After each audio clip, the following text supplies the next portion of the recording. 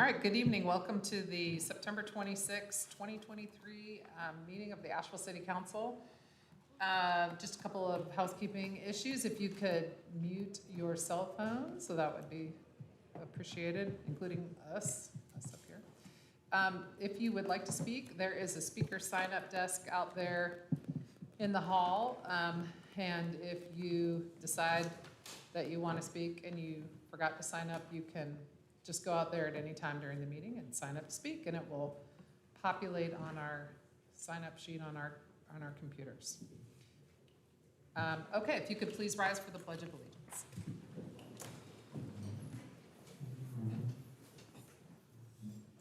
I pledge allegiance to the flag of the United States of America and to the republic for which it stands, one nation, under God, indivisible, with liberty and justice for all.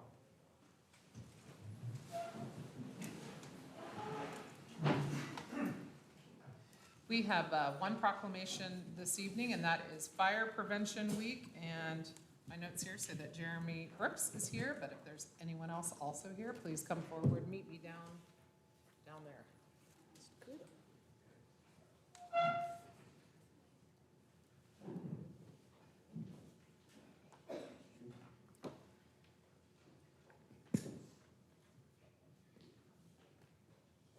Okay, I'll read the proclamation, and if you want to say a few, okay, special guest as well. Okay, whereas the city of Asheville is committed to ensuring the safety and security of all those living in and visiting our state, and whereas home fires killed more than 2,800 people in the United States in 2021, according to the National Fire Protection Association, and fire departments in the United States responded to 338,000 home fires. And whereas cooking is the leading cause of home fires in the United States, and fire departments responded to more than 166,400 annually between 2016 and 2020. Whereas 2 of every 5 home fires start in the kitchen, with 31% of these fires resulting from unattended cooking. And whereas more than half of reported non-fatal home cooking fire injuries occurred when the victim tried to fight the fire themselves. And whereas children under 5 face a higher risk of non-fire burns associated with cooking than being burned in a cooking fire. And whereas Asheville residents should turn pot handles towards the back of the stove, always keep a lid nearby when cooking, keep a 3-foot kid-free zone around the stove, oven, and other things that could get hot, watch what they heat, and set a timer to remind themselves that they are cooking. And whereas Asheville's first responders are dedicated to reducing the occurrence of home fires and home fire injuries through prevention and protection education. And whereas the 2023 Fire Prevention Week theme, Cooking Safety Starts With You, Pay Attention to Fire Prevention, effectively serves to remind us to stay alert and use caution when cooking to reduce the risk of kitchen fires. Now therefore I, Esther Manheimer, Mayor of the City of Asheville, do hereby proclaim October 8th through 14th, 2023 as Fire Prevention Week in the City of Asheville, and urge all residents to check their kitchens for fire hazards and use safe cooking practices during Fire Prevention Week 2023, and to support the many public safety activities and efforts of the Asheville Fire Department. Thank you.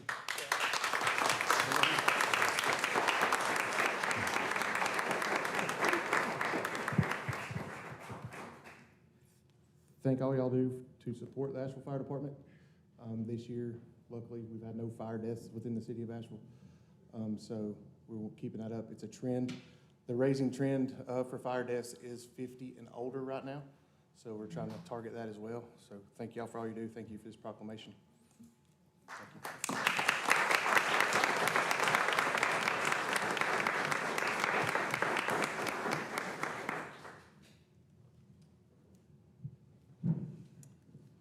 Well, now I feel better about setting the timer. If I do that, you always forget something, but it's apparently a recommendation, so I don't feel bad. All right. Bad behavior. Cora's barking out there. All right, we're going to move on to the consent agenda. Do I have questions, comments, or a motion to approve the consent agenda? So moved. I'll second. Okay, I have a motion and a second to approve the consent agenda. I don't have anyone signed up to speak under the consent agenda, so all those in favor, please say aye. Aye. Any opposed?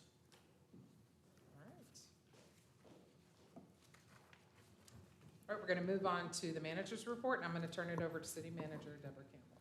Thank you, Mayor. Good afternoon, everyone. My report is going to be relatively short in terms of time this evening. I've got two things that I want to provide an update on. First, the Cease the Harm update, and Brenda Mills, a director of our Equity and Inclusion Department, will be providing that information. You know, this is an initiative that was requested by the Community Reparations Commission, so we'll have an update on that. And then I've got some lighthearted, kind of fun things, some events that the City of Asheville has either supported or sponsored, and just give you an update on those activities. So I will ask Ms. Mills to come up, and as she is coming up, we also have an employee recognition that actually will be done in her honor.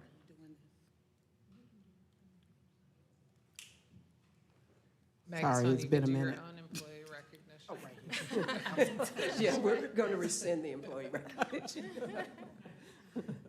Thank you, Mayor and fellow councilwomen. It's really good to see you tonight. It's good to be with you. A few key takeaways about the Cease the Harm audit is that, just a reminder that the commission passed the immediate recommendation for the audit to be conducted to assure the cessation of harms to African Americans in the city of Asheville and Buncombe County. That City Council authorized city staff to develop a scope of work for this audit and to conduct a competitive process to select a third-party vendor in response to the Community Reparations Commission's immediate recommendation, and that the audit process kicked off in August, we're excited to say, for both the city of Asheville and Buncombe County.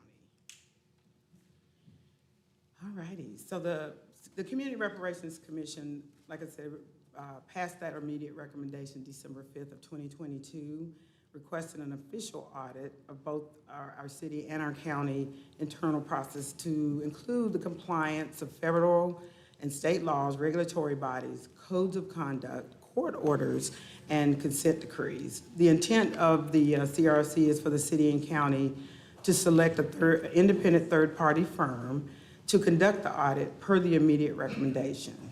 The audit is to assure African-American community that the city of Asheville and Buncombe County have ceased harms that continue to injure and in turn intensify disparities, and that effective measures will be taken at the end and ongoing with the current harms due to intentional or unintentional policies, programs, practices, or procedures. The scope of the work was approved by you for us to work on that alongside the county to put in an RFP for the third-party vendor. City county staff and 4 members of the Community Reparations Commission completed the scope of work and issued an RFP for qualified firms to conduct the audit. I will say we were a little nervous about this because we weren't sure. We did not find anyone across the country who had done this. You know, Asheville always has to be first. But we had 7 vendors show up for that were interested.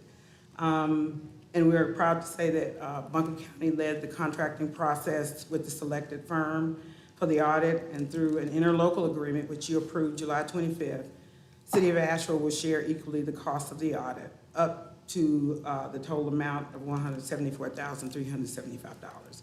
And the selected firm is Carter Development Group. So the initial planning meeting with Carter Development Group was held on August 2nd with both the city and county staff. The firm met with the city and county staff and attended the August 21st Community Reparations Commission meeting. On September 6th, here internally, we introduced the firm and provided an overview of the project and a review of the data matrix request to our city staff. The firm is looking at 7 areas to include the 5 impact focus areas: criminal justice, economic development, education, health and wellness, and housing. And additional areas of focus include internal workforce or human resources and the equity department operations. And I think I overlooked putting legal in there as well. The data matrix requests were completed and provided to the firm yesterday. So we are on track. There will be cohort meetings in the areas noted above with our city staff. There will be an interim update to the Community Reparations Commission in December, and then the audit is scheduled to be completed February 2024. I believe that's it for me. So just want to reiterate our key takeaways that the commission did pass an immediate recommendation for the audit to assure cessation of harms to African Americans in the city of Asheville and Buncombe County. City Council authorized us to develop a scope of work for the official audit, to conduct a competitive process, to select a vendor in response to the recommendation, and that the audit process kicked off in August for both the city of Asheville and Buncombe County. And I thank you, and I'll take any questions you may have. I'll start. First, I want to start with thanking you, Brenda, for your service to the city. You've announced your retirement. I know you're thrilled, maybe us not so much, but thank you, thank you, thank you. I can't jump up and down, it wouldn't be appropriate. So I actually have a couple of questions, and let's see where I go. Sure. So I was watching, I guess it was the August meeting when Carter Development came to present, and it seemed like their presentation was cut short. I'm wondering, first of all, will they be coming back to complete that? And if they don't, can they give us a direct presentation? What are your thoughts on that? We can ask. We're in the process of pulling the data right now, so they're going to start the process for that, but I could be glad to ask about that. And as long as, if you would like for it to be, if it could be virtual, that would be great. Okay. Yeah. And then secondly, and as you are aware, at least over the course of my tenure on council,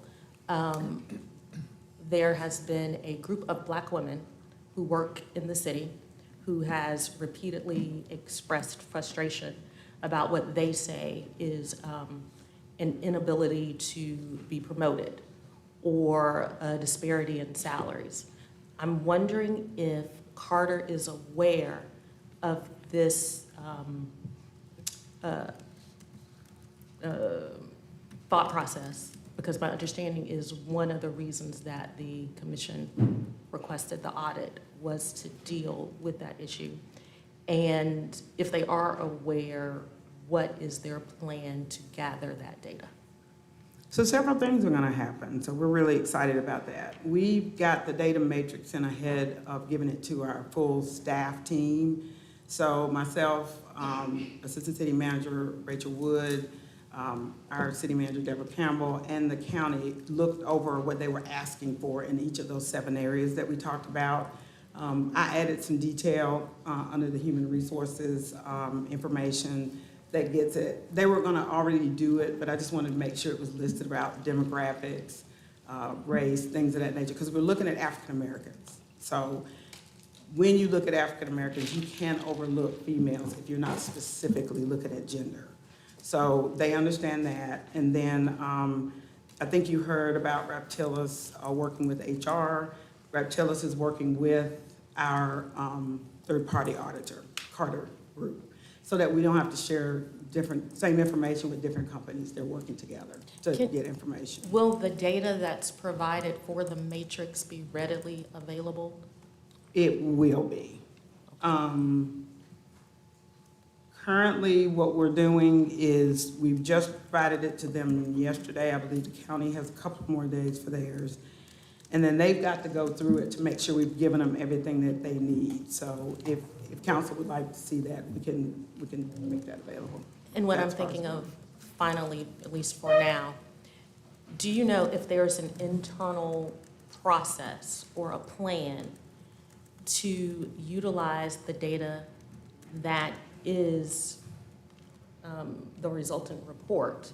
Do we have plans to use that data internally regarding our practices and then externally regarding our policies and practices? Now, we're just talking about overall? Mm-hmm. Okay, So, yes. They will come back with an assessment of the city and the county, and they will also provide recommendations and paths forward for that. okay, Yeah. okay, thank you. All righty. I have a question to lift up from the community, and a curiosity based on that question. I heard some curiosity around the disparity study and how the disparity study will fit into this. And it made me wonder if we might be ready to talk about, like, what kind of staff support does it look like to ensure minority and women-owned business contractors are able to apply for our contracts? What are we doing to get to action and change in our disparity with contracting? And it seems like, because it's not named in here, that it's being left out. So maybe we could just speak a little bit about how it's connected and how this can help to energize our work to address disparities in our contracting. So one of the departments that'll be lifting up information in one of those 5 focus areas, because we're talking about economic development, is community and economic development. So they are providing the disparity study, they're providing all the information around that, information about the program, how it works, and then we'll do hiring through HR. Other than that, I'm not quite, until we get recommendations back. And we're also getting recommendations from the disparity study company that's doing the disparity study. So you will have those recommendations as well. So I know sometimes we have trouble getting even enough bids, so I just wondered if we might be able to have a conversation about how many staff are we putting behind getting some better outcomes on our contracting. So one of the good things, and I would love to take credit for me being able to have all of these things happening at the same time, but it just is happening at the same time with the Raft-Tellis assessment, the disparity study. We'll be getting results back, as well as the Cease the Harm audit, are all coming together. The information is being leveraged. We've got 3 consultants, but they are working together and will not be in silos. So we'll be sharing the information and the findings from those efforts. Oh, you know what, Brenda, while I'm thinking about it, how far back is the look back period? How I far believe back? it's 2020, Okay. right, from when you approved the resolution. And I also want to say the disparity study will also talk to you about your market area. It will also talk to you about the availability of firms. So I think we all know that one of the big things that I was doing as economic development specialist, one of my 6 jobs, is that we have got to work to build capacity of businesses. And those businesses that would like to do business with the city, they have to come with a business that we are contracting for. So we just got to marry all of that together and build some entrepreneurship. So I can't speak for CED because I'm not a director there, but yeah. Ready. Well, don't go anywhere. So my next, thank you. My next opportunity is to acknowledge Brenda Mills as receiving Master of Public Affairs Alumni of the Year Award from Western Carolina University. We actually have Associate Professor, if I didn't get your title right, I am so sorry. Okay, Professor, how about that? Heather Rhymes, who is here. Next slide, please. We are just elated and so happy that Brenda has been with us for 18 years with over 33 years of experience in local government. And once you're a public servant and you get into those 30s, you have a new attitude. Brenda joined the organization in terms of the city of Asheville in 2005, and she's already alluded to the number of titles that she has held for our organization, including Minority Business Program Manager, American Recovery and Reinvestment Act Project Manager, Administrative Services Manager, Economic Development Specialist, Neighborhood and Community Engagement Specialist, and most recently, Director of Equity and Inclusion. And about the award, this kind of relatively new award started in 2020, related to WCU's Master of Public Affairs program. And it established the Alumni of the Year Award to honor program graduates whose careers have made significant and lasting impacts in the field of public affairs. And I think that we will all say that that has been definitely a legacy for Brenda. The award recipients are nominated and selected by a committee of current faculty members and presented with an engraved plaque. Their achievements serve as an inspiration to current students and other alumni following the path of public service. This year, they awarded our Brenda Mills as the recipient. We so appreciate the work that you have done, and I think this further exemplifies your dedication and passion to public service. And I think Ms. Mosley has already announced that you will be retiring sometime in January. So we I know. I said sometime in 2024. That's what I heard. Just saying. I just said January. I didn't say the year. I'm still working, y'all. I'm still working. But we really, really appreciate your service. And I don't know if you would like to come and. Wow. Thank you so much, and I can't think of anyone that we would rather do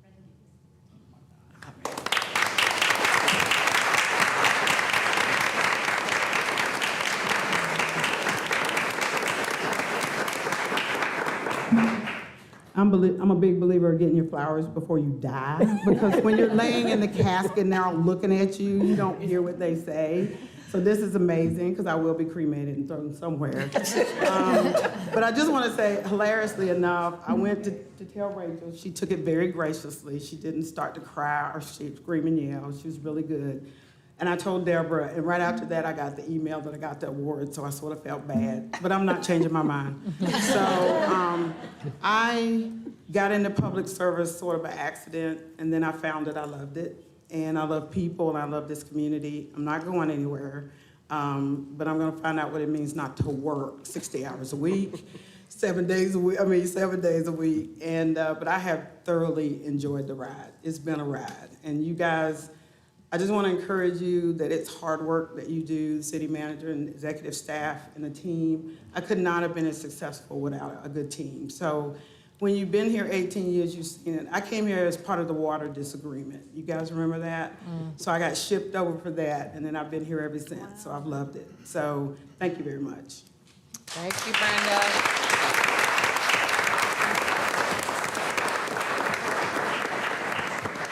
Thank you, Well, Brenda. that was one good thing that came out of that water agreement.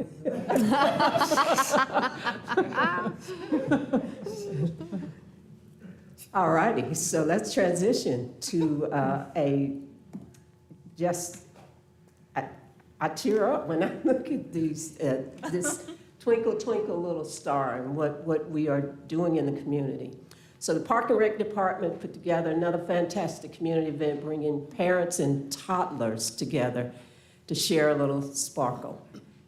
This is the first annual Toddler Prom. It was held last Saturday at the Shiloh Community Center. I want to thank Tamika Crudup and all the Parks and Rec staff involved in such a wonderful event. They said that they have hosted many elegant affairs for participants, ranging in ages from school age to adults, and they did not want to leave the toddlers out. The event was a huge success, and Parks looks forward to it continuing in the coming years. Next slide. We have to see the cuties. Oh. These are the cuties. That's why I tear up, y'all, because this is our future. And you see all of these adorable toddlers, but I want to call out one in particular. You see that young lady who is both on the left and the right? Well, that is our own Rachel Woods. Is that Charlotte? That is Charlotte. That is Charlotte. That's very cute. All righty. So, and well, can you go back? Can you see that the one in the white? just adorable. All of them are adorable, but yeah, that was, it was an amazing event. Next slide, please. Wait, before you leave that, I just want to say, if you don't follow Parks and Rec on Instagram, you need to do it. It says it's better than looking at cat videos. It will just make your heart swell. It's every day. It's just, I mean, it's ladies doing Zumba. It's whatever. It's all kinds of things, and it's super fun. Yeah, but this was our first one, and we're so proud of it. And then the last one is an event that is coming up, the Festival of Neighborhoods, and it will be held on this Saturday, September the 30th, from 10 to 4 at ML King Jr. Park. And it's organized by the Neighborhood Advisory Committee. It's supported by Council's vision of neighborhood and climate resiliency. We are this year connecting Emergency Preparedness Month and Neighbor Month. And there's lots of things that are going to be happening. And we invite all of you all to attend this event. I can't say enough about what we are trying to do as it relates to encouraging neighborliness and neighbors just connecting. So I appreciate you all's indulgence with me today. Usually I'm doing a lot more kind of business and update, but I hope this spoke to your heart. All right? Thank you.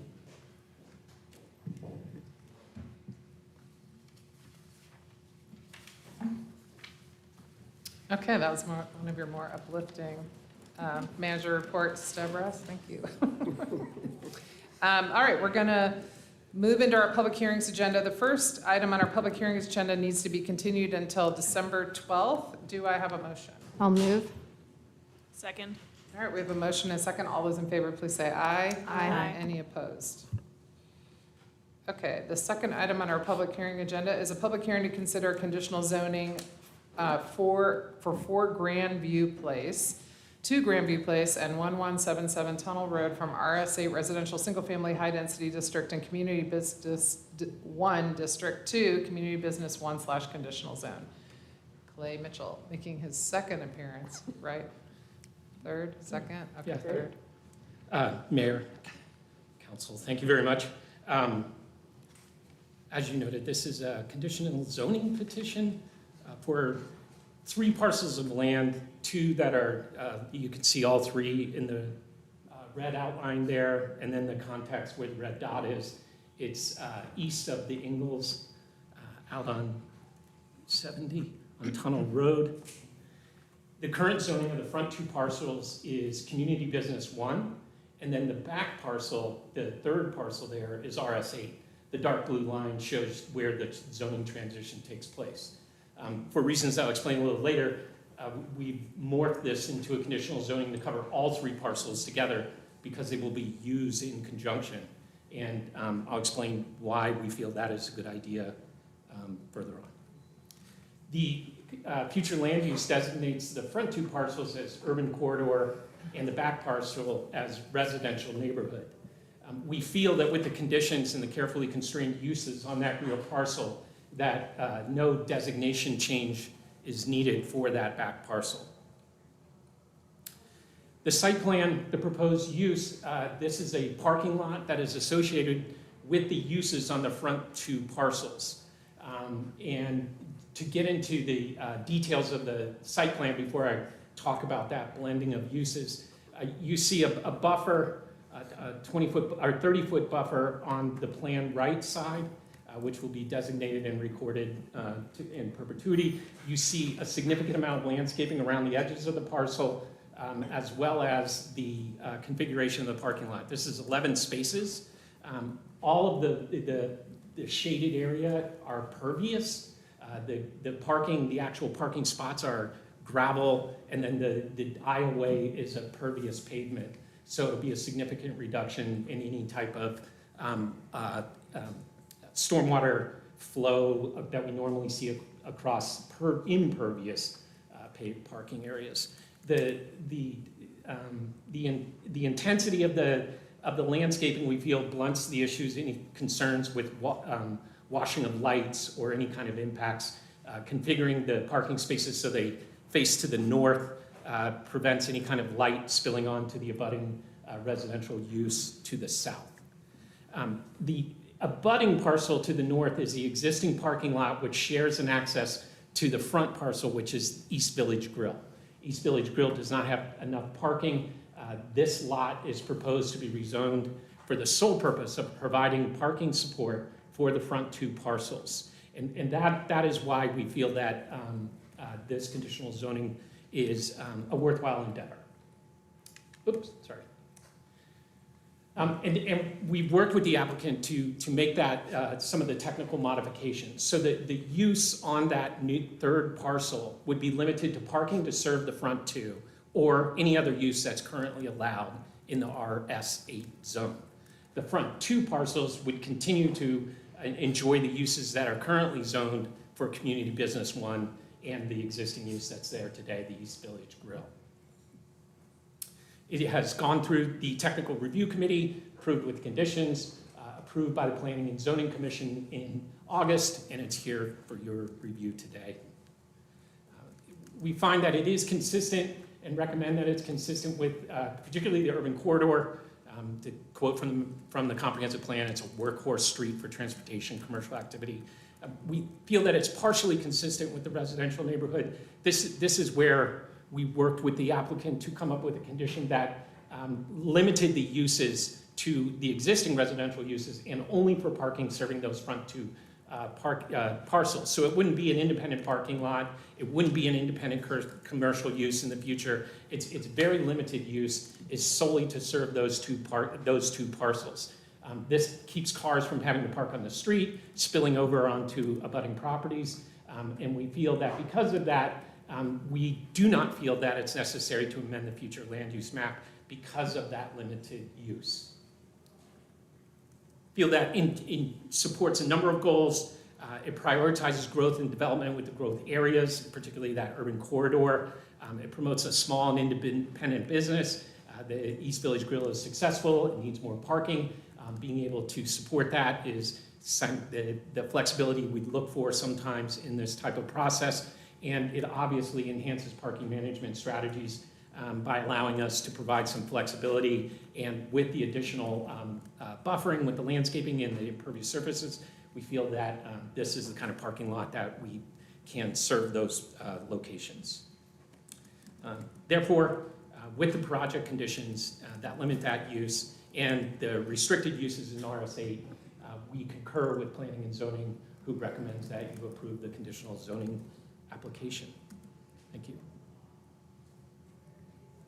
All right, any questions? I think the question that I have is how this helps with our sustainability goals. And it seems to me, I heard you say stormwater and also keeping it flexible so that it could be used for housing in the future. Correct. And I'm sorry, I glossed over one issue. Because of the being able to merge all three parcels, we were able to work with the applicant to provide additional ADA compliance and some bicycle infrastructure and on that front lot, so that three lots together are enhancing that. That's that I can make a motion. Okay, please. I move to approve the conditional zoning I'm request. sorry, well, Mayor, yeah. I apologize, we need to open up the public hearing before we. So I'll open the public hearing and close the public hearing. There's no one signed up to speak on this. I move to approve the conditional zoning request for the property located at 4 Grandview Place, 2 Grandview Place, and 1177 Tunnel Road from residential single-family high-density RS8 and Community Business 1 CB1 to Community Business 1 Conditional Zone CB1 CZ. And find the request is reasonable, is in the public interest, is consistent with the city's comprehensive plan, and meets the development needs of the community. That the request, 1, provides infill development in targeted growth areas. 2, locates surface parking areas to the rear of buildings in identified innovation districts and along transit supportive corridors. And 3, supports small business growth and a local maker-based economy. I'll second. Okay, we have a motion and a second. Any other questions or comments? Okay, all those in favor, please say aye. Aye. Any opposed? All right, thank you. Thank you. Okay, the next item is a public hearing to conditionally zone 1 Oak Street from Central Business District to Central business expansion / conditional zone for the purpose of approving a conceptual master plan for the development of several multi-story buildings consisting of residential, hotel, retail, and office uses. And Will Palmquist is here again on this item. Good evening, Mayor, members of council. Will Palmquist with Planning and Urban Design. I'll be presenting this conditional zoning petition. Some brief overview to get everyone back up to speed on what's being proposed, but really focusing in on the changes made to the project and the conditions since it was before you 2 weeks ago. So just to recap, this is the project site, which consists of 3 properties in the northeast corner of downtown, the current YMCA on the west, the First Baptist Church in the center, and the bank in the southern portion of the site. You can see the aerial here and the expansive surface parking in between. The existing CBD zoning and the proposed CBD expansion, which is required due to the size of the proposed project. Future land use designation of downtown. And the concept plan, which has not changed, except for the fact that the parking maximum has been reduced to 1,800 spaces from the previous 2,000 maximum. Otherwise, the development proposal remains the same, including the size, scale, scope, and mix of uses being proposed. Also, the phase of those, the 2 phases of the project, which includes the first phase being the YMCA and residential building and hotel building on the southern part of the site, and then the office and residential buildings would be phase 2 on the western side of the site. Hold on one second. Jerry, are you trying to count empty seats? Are you trying to count empty seats? Raise your hand if you have an empty seat next to you. No, we don't have too many. Like 3 seats. We have some people in overflow. So. Okay. So just so we're clear, before you go any further, the adjacent neighborhoods request, the Easton Valley Street neighborhoods request that the developer consider reducing the height. That's still a hard no, and it's not. That has not changed since last meeting. Thanks. So here you can see a better view of the massing being proposed in the bottom of the screen, listing the corresponding stories and uses. So the interior of the block being, those buildings being about 5 or 6 stories, and then the 2 towers, so to speak, on the southern, this is actually to the south, the hotel building proposed at about 20 stories, and then the residential building at Central Avenue proposed at about 19 stories. There is a request for some additional information about what the CBD form code allows in terms of height in this area of downtown. This is a graphic that the project team submitted, which accurately portrays those 2 height zones. They kind of follow a interesting geography throughout the site, but essentially in the downtown there are 2 height zones: the intermediate height zone, which is 145 feet max, and the tallest height zone, which is 265 feet max. And that is measured a very specific way. It's actually to the height of the floor of the highest story, so it does not take into consideration any kind of roof structure or that sort of thing. So you can see that the tallest buildings, being the hotel along College Street and the residential tower along Central Avenue, are both within the tallest height zones of 265, and then the smaller buildings are within kind of a mix of those 2 height zones. So as proposed, those buildings would be compliant with the overall maximum height allowed by right. On the left here, just some comparison data for some of the taller buildings in downtown in the city of Asheville. The tallest actually being the Buncombe County Courthouse at 17 stories and 230 feet tall. The ARS is right behind that in as far as 220 tall, and then 208 in height as measured to the floor of the highest story. Battery Park and Hotel Indigo noted for reference as well. So as proposed, this project has the possibility of being the tallest building in downtown. This is just a slide recapping the review process. Just to summarize that, it is before you as a conceptual master plan where the broad parameters of the entitlement are being proposed. The project would come back in 2 different phases as a level 2 style project, and as long as they received approval by the design review committee for the design of the project and approval by the Planning and Zoning Commission for the site plan approval, and they did not deviate substantially from what's being proposed in this master plan, they would not necessarily have to return to City Council for any additional approvals. This slide just recaps the transportation elements of the site, including wide sidewalks, a 5 to 6 foot wide off-street bicycle facility, aka cycle track, and the improvement of the 2 existing bus stops into bus shelters. These are the existing project conditions, or the project conditions which have not changed since the last meeting. The only change being to the affordable housing units, which are now proposed to have half of all affordable housing units be reserved for housing choice vouchers. And then this slide, I'll spend a little more time on, talks through those new conditions that are that the developer and applicant have agreed to and have now been incorporated into the new project conditions document. So as noted, the first one being that half of all affordable housing units would be reserved for housing choice vouchers. The second one, there's been some discussion today and advice from the city's attorney that this is one that we should strike and are proposing to strike from the project conditions due to the nature of the proposal.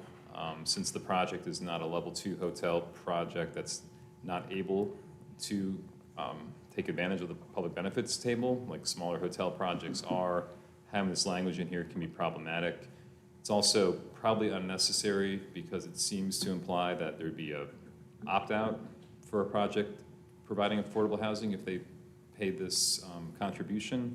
But in fact, the affordable housing is a requirement of the project if it were adopted per the project conditions. So if they did want to remove that, they'd have to come back to you all for an amendment anyway. So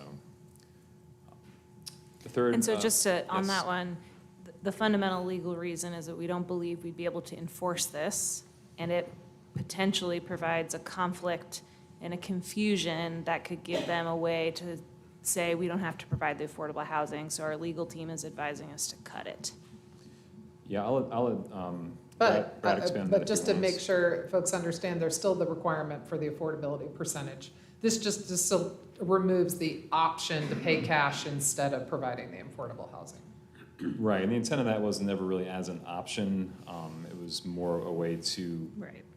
hedge some bets, I guess, for lack of a better word, but finding it to be problematic and potentially running afoul of state statute and that sort of thing, and the fact that it wouldn't really do what we were hoping maybe it would, it just seemed better off to strike it completely.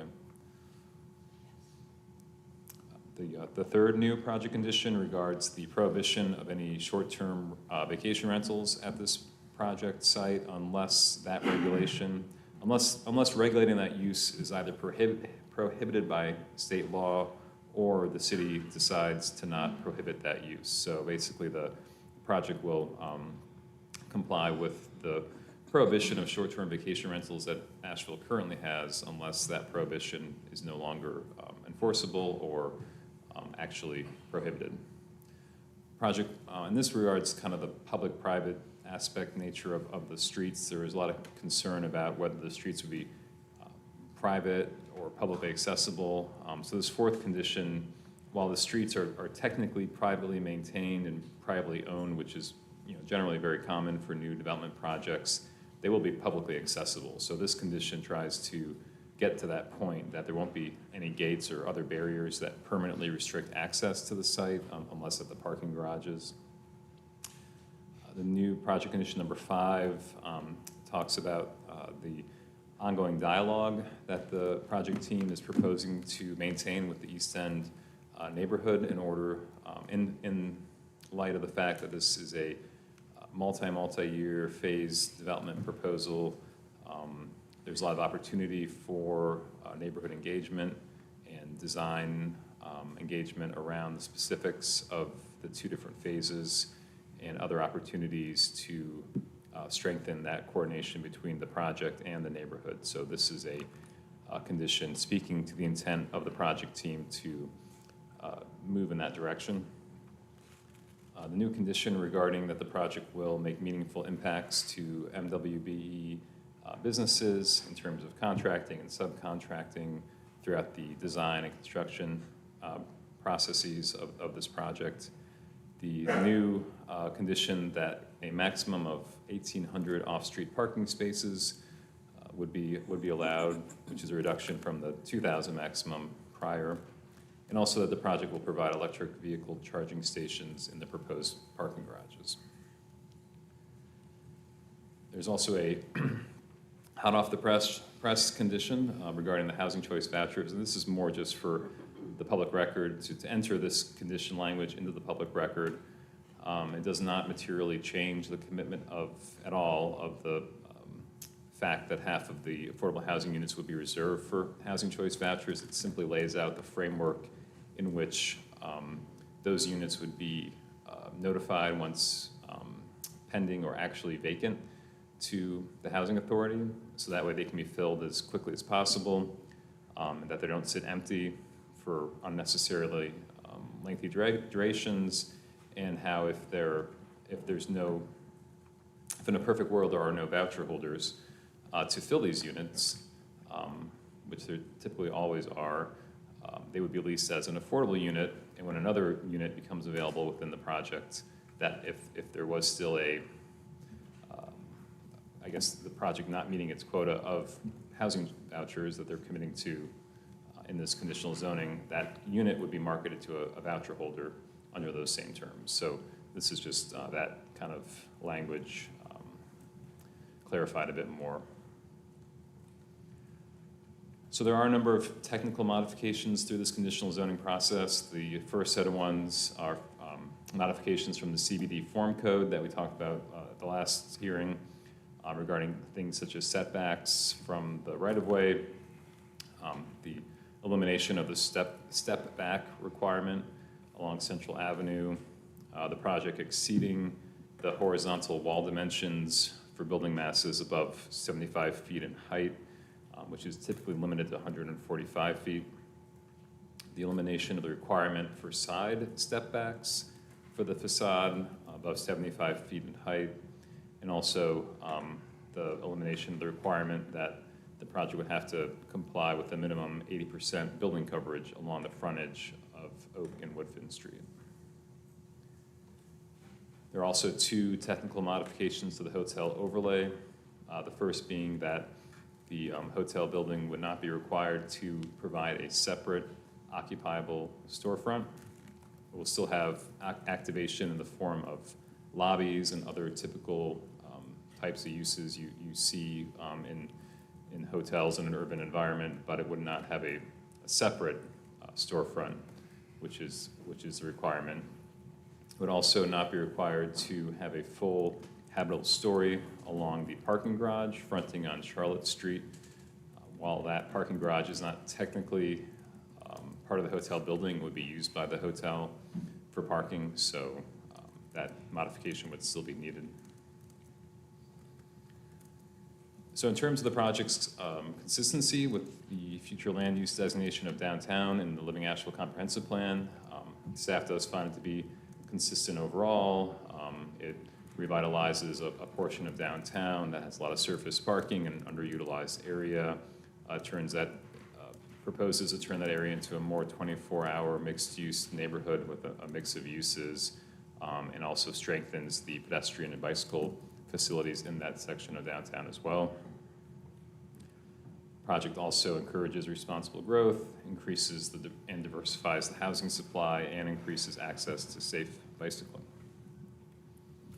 This is the review process with the multiple steps that it's been through, including continued from the last City Council hearing, and prior to that, approved with conditions by the Planning and Zoning Commission. Therefore, staff concurs with the Planning and Zoning Commission and recommends approval of the proposed conditional zoning.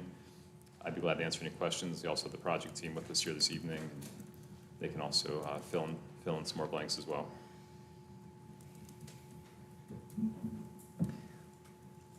Your voice is very, like everyone, wake up, okay. Maybe I might have questions. Well, it's just very calm, like, maybe you should record it for babies. Thank you so much for your presentation. I'll just say that I might have questions, but my biggest question is looking forward to hearing the public hearing on this, since we didn't hear it last time. Sure thing. Yeah, I'm similar. I had a lot to say last time, and we did not get to the public comment, so I would like to hear from the public before I make my... Okay, so no questions for the developer, anything to iron out before we dive into public comment? Does the developer need to say anything before we move forward? Are we good to move ahead? Oh, okay.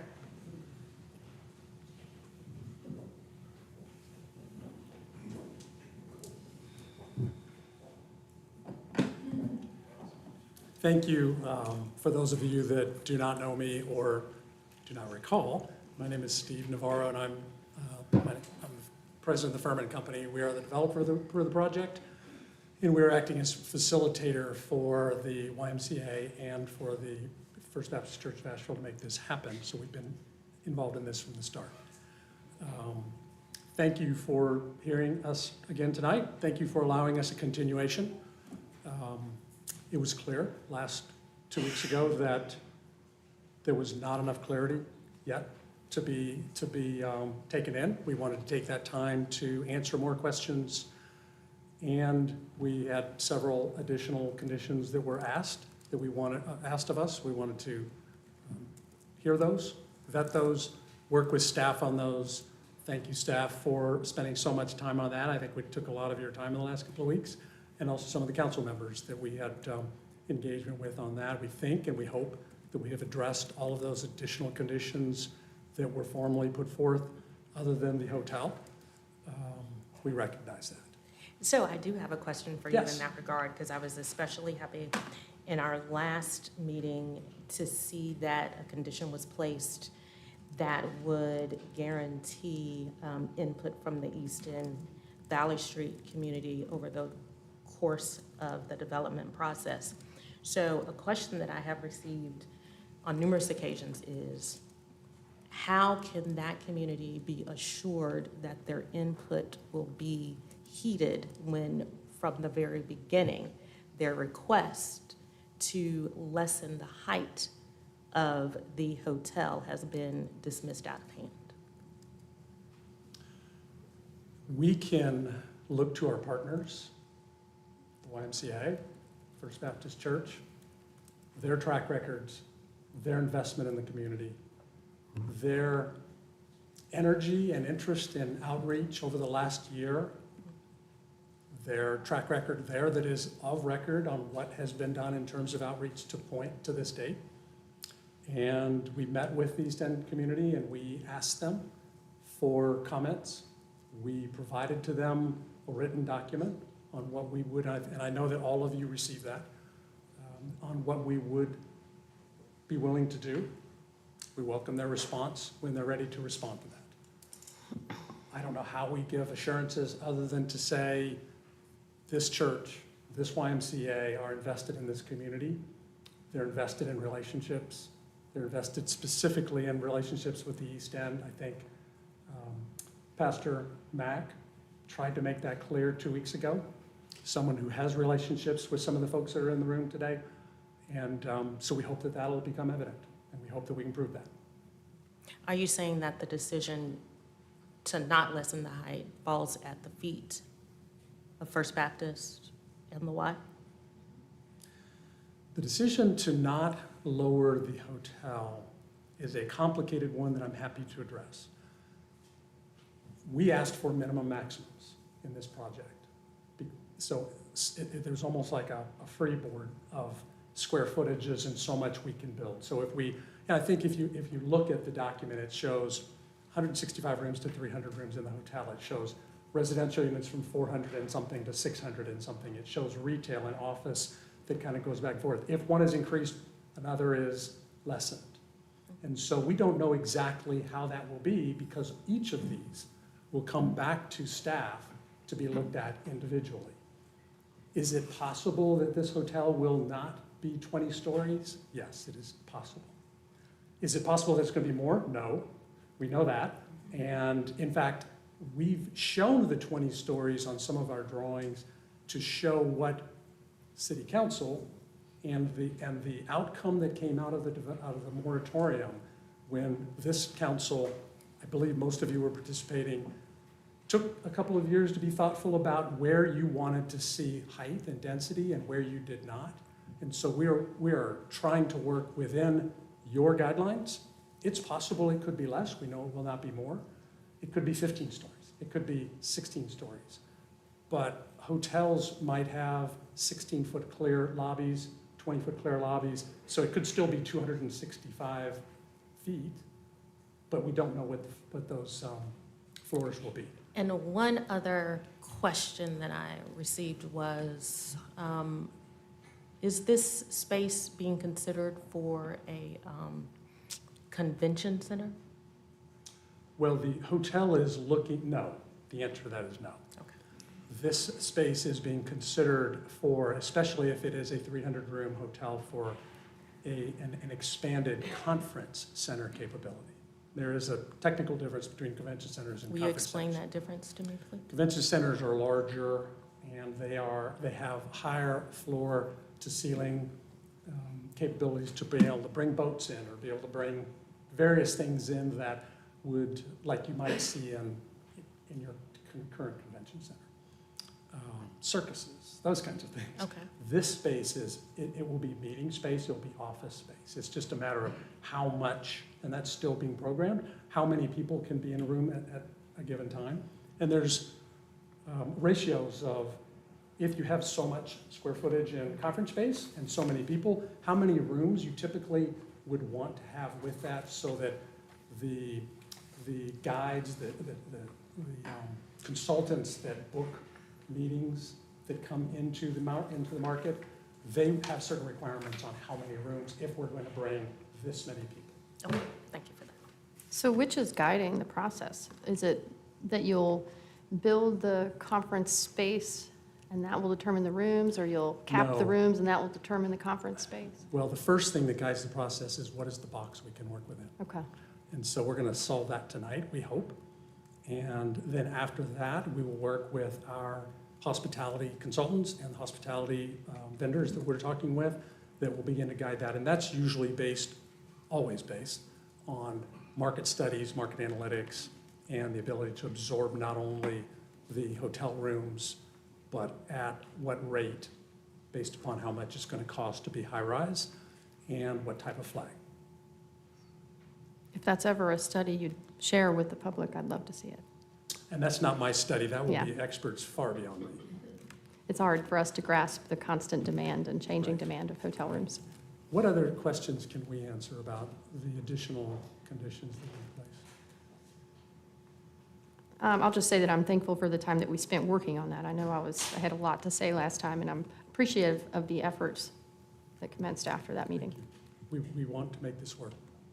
And we're going to close with Jennifer would like to just make a couple of comments on behalf of church and the YMCA. Thank you, Steve. And again, council, thank you. Good evening. We certainly appreciate and thank you for your time and your intentional review in recognizing that this is not a small project. It could be quite transformational for us. My name is Jennifer Murphy. I'm a Chief Administrative Officer for the YMCA of West North Carolina. And I moved to Asheville 20 years ago and picked it because it was a beautiful place with unique character. And at that time, I also chose to work for the YMCA because of the way it served that mission. And as you've probably seen, the city looks very different today than it did 20 years ago. And I've seen both the YMCA and First Baptist Church, who've been here for well more than 100 years in this community, who've been downtown neighbors for over 50, come together to meet those growing needs time and time again. We share a dream for a sustainable community that offers residents a chance to thrive and belong in a beautiful and meaningful way. After years of conversation with each other, with our neighbors, with community organizations, with local businesses, and with our local government, we've embarked on a plan to reimagine our corner of downtown.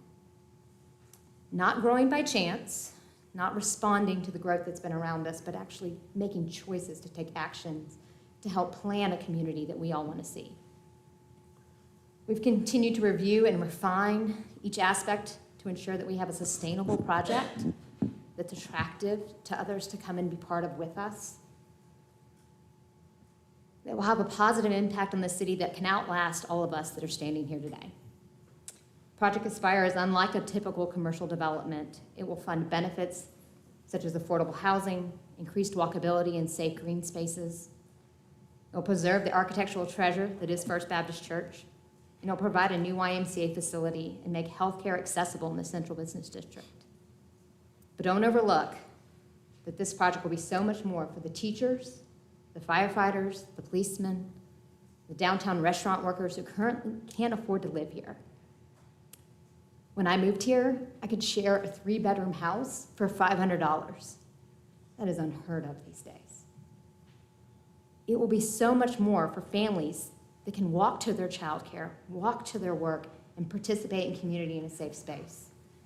It will be so much more when the new Downtown Y can offer more programs for kids and teens to improve their mental and physical health, more health intervention classes for people with cancer, diabetes, and other chronic conditions, and more ways for seniors and many others to find connection in a world driven to isolation. It'll be so much more when Appalachian Mountain Community Health Centers opens affordable medical, dental, and pharmacy services under the new YMCA's roof. This shared dream for communities is ambitious and essential for our city to remain a desirable place to live and belong.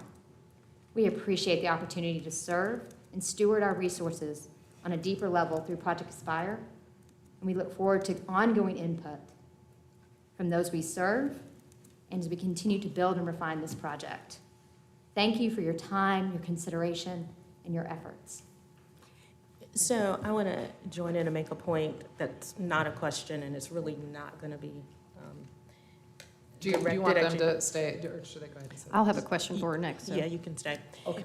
So I noticed that you said you joined our community 20 years ago. Welcome. Thank you so much for the work you do at the Y. I love the Y. But I will say, when I hear people discuss how unaffordable it is now or how it was fine 20 years ago, I always am able to draw a direct line from redlining to the lack of affordable housing we have today. And it is because of those policies that I lean into legacy Ashevilleans, Black legacy Ashevilleans. So I was just speaking with someone yesterday, and I said, even though we purport to be a progressive city, in my 50-plus years, I've literally never seen a time when people who purport to support racial equity have ever, if they are part of a majority community, have ever deferred to the wishes of the minority or marginalized community if the desires of that marginalized community are in direct opposition to what the majority community wants. The way it usually goes is, we understand your plight, but this is so much better for the community at large. I don't know how this is going to go tonight, but I'm just asking that we as a community in general keep that in mind every time we cape for equity, because again, I've never seen it happen. Thank you, I appreciate your comments. As You Steve need to mentioned- respond. I know Yeah. that's I was a just gonna tough say, one as to Steve respond. mentioned, I think our intents coming today have been to keep that conversation going. And so I appreciate you bringing it to the table. I think people want more than a conversation. Agree. I have a simpler question. You were speaking about childcare. It's often a concern I hear in the community, a growing concern, the availability of it, the affordability of it, the location of it, et cetera. Can you, and I know the Y is a great program, my kids went there. Can you speak to, and I think you're here on behalf of the church as well, are there growths in childcare with this? Could we see that outcome? Could you speak to that a little bit? So I won't speak directly to what the church is planning. So they do run a child care center right now. For the YMCA typically serves school-aged child care, and they serve toddler, infant child care. I know that as they continue this project, they're looking for ways that they can develop and utilize the space that they have and look for partnerships in that. We see that huge community need. So at least it's going to be the same, but maybe hopeful growth, but we're not sure. I Okay. think I'll just share that and echo it from the community. I hear that often, and particularly around new programming like second shift coverage and stuff came up, just so those of you that will be working on this hear that. Yeah, I know that's certainly a desire of the church. They've heard very much the same. Thank you.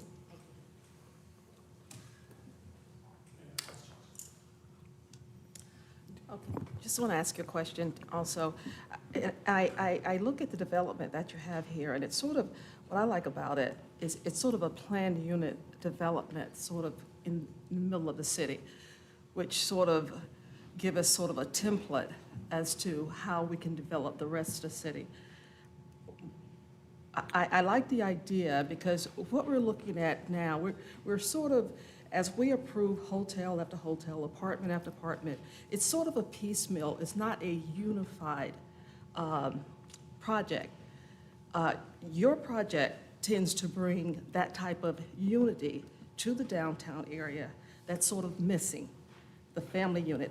When you talk about, as far as a lot of the commercial space that'll be utilized there, and she talked about the child care or medical centers and things like that, you are planning on having all those type of services readily available within walking distance.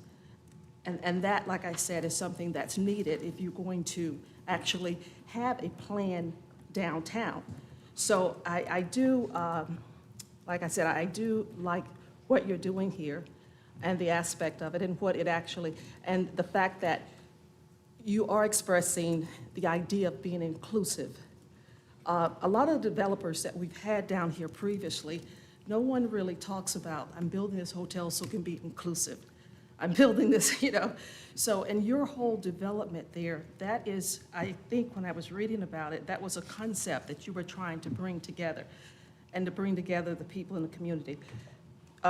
So I do, like I said, I do like the idea of what you're doing with downtown. I think it is a tool that we need to bring the inclusivity downtown. We have some low income, or not low income, I say voucher services, rentals, and things like that downtown, but they're sort of piecemeal all over the place, where it's not coming together. So I'm hoping that this development, by bringing it all together, you can also sort of bring together the other developments that we have downtown, that have the affordable units, and we actually can have some affordability downtown, whereas if we don't do anything like this, we don't really have any control. So I do like that aspect of it, and Thank you for bringing that up. Early on, a couple of years ago, when the YMCA and when the church reached out to us and we started to talk about this, and we started to listen to their goals and their where they saw opportunities to grow and to be able to create additional programming, and they started talking about all of these things that we said, well, you're talking about a mixed-use development project of bringing all of this into one. This is something that is done in lots of cities that have experienced the type of growth that Asheville has experienced, and then more. And your community saw this several years ago when you got together, and from public sector, private sector, nonprofits, quasi-nonprofits, I mean, the list is very long, of coming together and creating that Living Asheville strategic plan that addressed all of these, from equity and inclusion to transit, mobility, quality of life, nature, all the way through to mixed-use development and density, and it addressed density. And one of the things it said about density was, we know we're going to grow. Well, so it's a growth by, and it's very similar to what Jennifer said, it's growth by chance, because it's gonna happen regardless. You have a beautiful city that people want to live in. Or you're gonna grow by choice. Let's get out ahead of that. And so they created that document. When we read the document, we innocently said, oh, this is gonna be easy, because they've already figured this out. They already know that large developments pulled together in a mixed-use environment that feeds off itself, that helps with parking, it helps with traffic, it helps with quality of life. It provides opportunity for the folks in the suburbs who we did a lot of interviewing with, who said, oh, well, we never go downtown. Downtown's not for us. It's just for tourists. We'd love to live downtown, but we can't find parking. We can't do this. We can't afford it. So those all went into the elements of that. But like I said, this is not new. This is what cities are doing all over the country. Bring people together. I know it's a really hard concept. People will say it's going to increase traffic. It's actually not going to increase traffic, because all of these elements that we're bringing together are all going to be built somewhere in your city anyways, and then you have them driving here, driving to drop their kids off, driving for green space, and you've really created sort of a Charlotte. Sorry. Oh, you hit our sore spot. You know, my wife and I used to go to Charlotte and my wife used to say to me, how come we don't live in Charlotte? Why do we live in Greenville? She loved it. But as it grew, it really became a bit of an issue with, it had a really difficult infrastructure plan. These types of developments help with traffic and they help with quality of life. And your Living Asheville document says, create high density along the transit nodes on the outskirts of downtown where people are coming anyways. And then use that parking to get cars off of the surface and into the garages so they can walk in from there. So we've just tried to develop and create and follow, I should say, good urban planning principles with amazing partners that actually want to do this, that control the land. Because if a private developer came in here and did this with this robust of a project and this expensive of a project, to try to do that in a town this size, it would be very hard to do. So it's impossible to do this without these partners. Thank you. I'm ready to hear from all our Okay, guests. yep, we've got a number of people signed up to speak. And you know, I'll just piggyback on that comment before we enter into the public hearing. When I first came on council in 2009, the city was just adopting the downtown master plan, which had culminated after, I don't know how many people volunteered their time to work on the various committees developing it. So it's interesting to see how long it takes to see something like that vision document come to fruition. But when Will was talking about the heights, for example, that are allowed in this area by right, meaning you wouldn't need a conditional zoning hearing before the city council, those things were all hammered out through a number of community committees that gave input around the parameters of what the downtown master plan would look like. And so, you know, I think a lot of people have a lot of questions now. A lot of history is lost. People come and go, and I just provide that context to understand that those were carefully debated and discussed before being determined. So, just some context on that. Okay, we have everybody. 39 people signed up to speak. We have conflicting rules where we allow 1 hour of public comment, but yet we allow 3 minutes for each speaker. So do the math, that doesn't work tonight. And I'm assuming if we said everybody do 2 minutes, there would be great gnashing of teeth and no one would like that. So, so we'll do our best. So our rules: don't allow clapping, noise making, groaning, cheering, sign holding, all kinds of things. And so try to follow those rules. No snapping. If you're super excited about whatever the speaker said, just jazz hands us, you know, or thumbs down, you know, silent, we can see it all. So, so that'll help us move through and hear from everybody, because that's what we want to do. We want to be able to hear from everybody. Also, I'm already hot. Is anybody hot, cold, hot? Hot. So we got it cranked up. So everybody just cool yourselves down. All right, so you'll have 3 minutes to speak. Watch the lights on the lectern. Green means go. Orange means you're getting ready to stop. Red means stop, and the buzzer means stop. Please stop speaking at that point. So otherwise, Shanika will tell me to. Give her the She's gavel. tough one. So we're gonna, and I'll try to tell you if you're on deck. I think we might have a couple people either outside or in the overflow area, but I'm not really sure. So the first person signed up to speak is Wayne Caldwell, and then the next person is Mallory Emmett. So we'll give it a shot.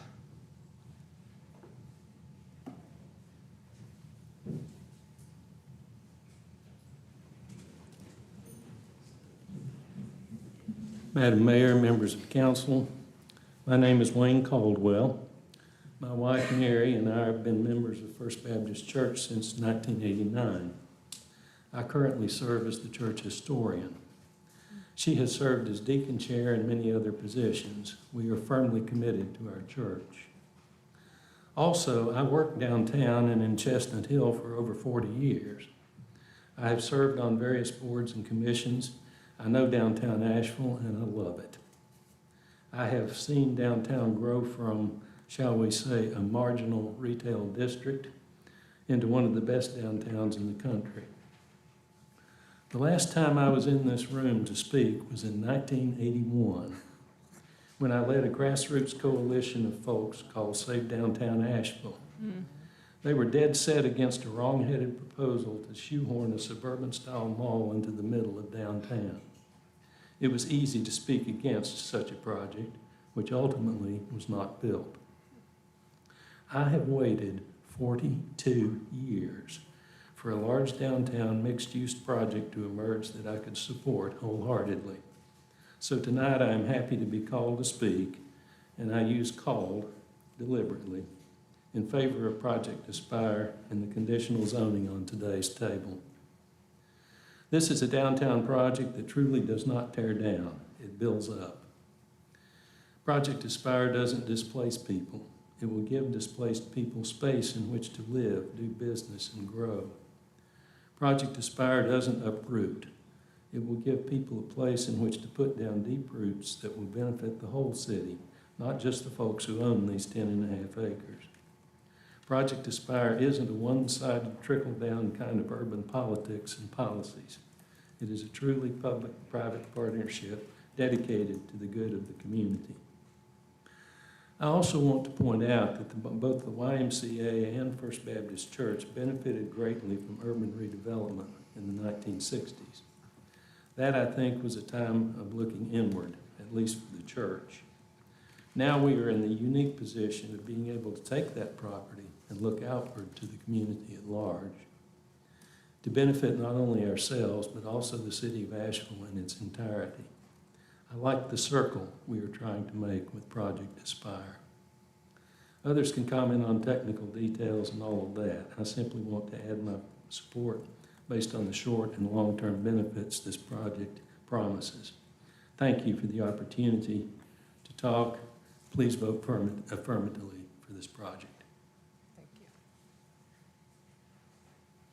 All right, Mallory Emmett, and then Ben Hemrick.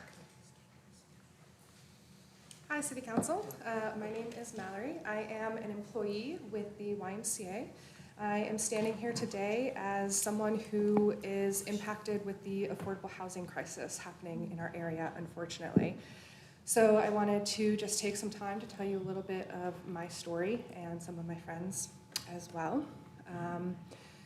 For me, before working at the Y, I was a nanny. Unfortunately, the family came upon hard times, and I found myself looking for a new job. I had previously worked at the Y part-time in other states and here as well, and figured, hey, might as well take a look. They happened to have a great opportunity that they offered me that I could not pass up.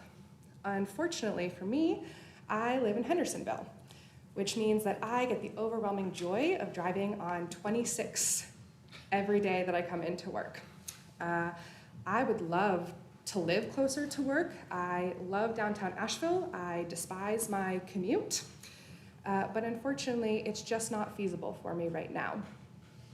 I do pretty regularly look at houses in the area to see if there's something that I could rent. Right now, the best I can find is a 62% increase on my monthly rent right now. there's no way that I can justify adding that on to my monthly bills every month, unfortunately. One place went as far as to note that the basement floods continuously, and it's the tenant's duty to deal with that. But don't worry, the rent is reduced. Unfortunately for me, that would still be a 70% increase on my monthly rent. At the end of the day, I do have a roof over my head in Hendersonville. I am very fortunate that I have that, and I'll be okay where I am.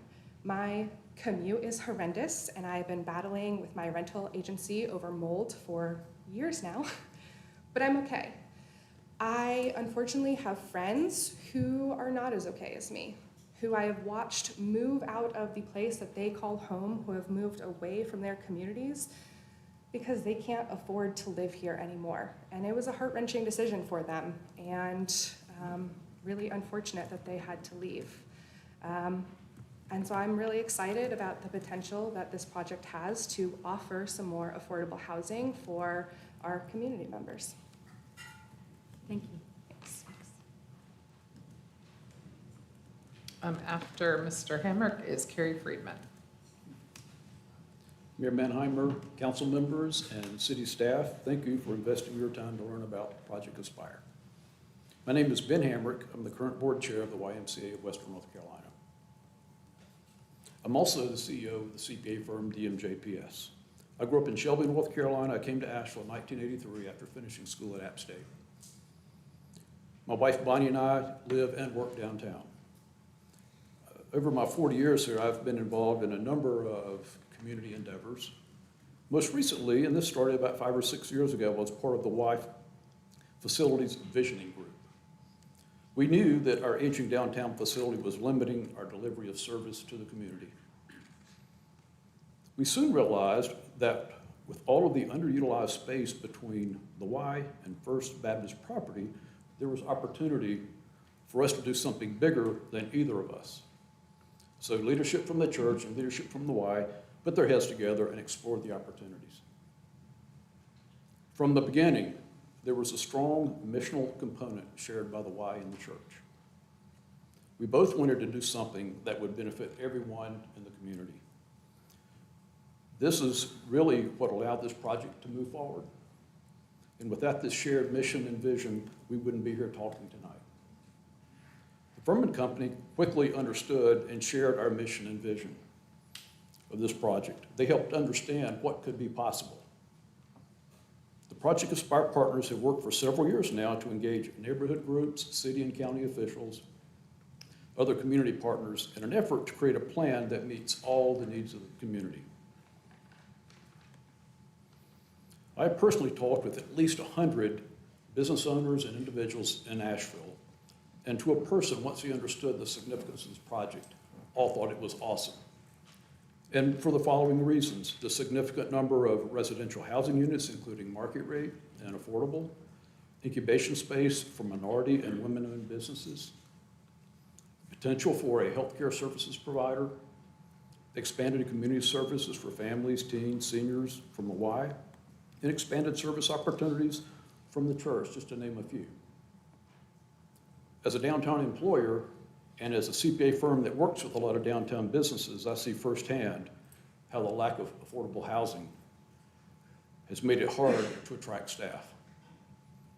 On a personal note, Bonnie and I have children in their 20s that want to live downtown, and they have a very difficult time finding anything they can afford. Finally, I mean, this is a very significant project for our awesome city. But in time, I think we'll see the overall transformation, the transformational impact of Project Aspire through the conversion of 10 very underutilized acres. And I guess I will say thank you. Thank you. All right, Carrie Freeman, then Kevin Young. Good evening, Madam Mayor, members of the council. I may be one of the oldest folks in the room. I was born here in 1954. The YMCA, my family moved here in 1913. 4 generations of my family have lived and worked in the Central Business District. I've been a lifelong member of the YMCA. I'm an attorney. I've been active in downtown businesses and much in the way as Ben just said.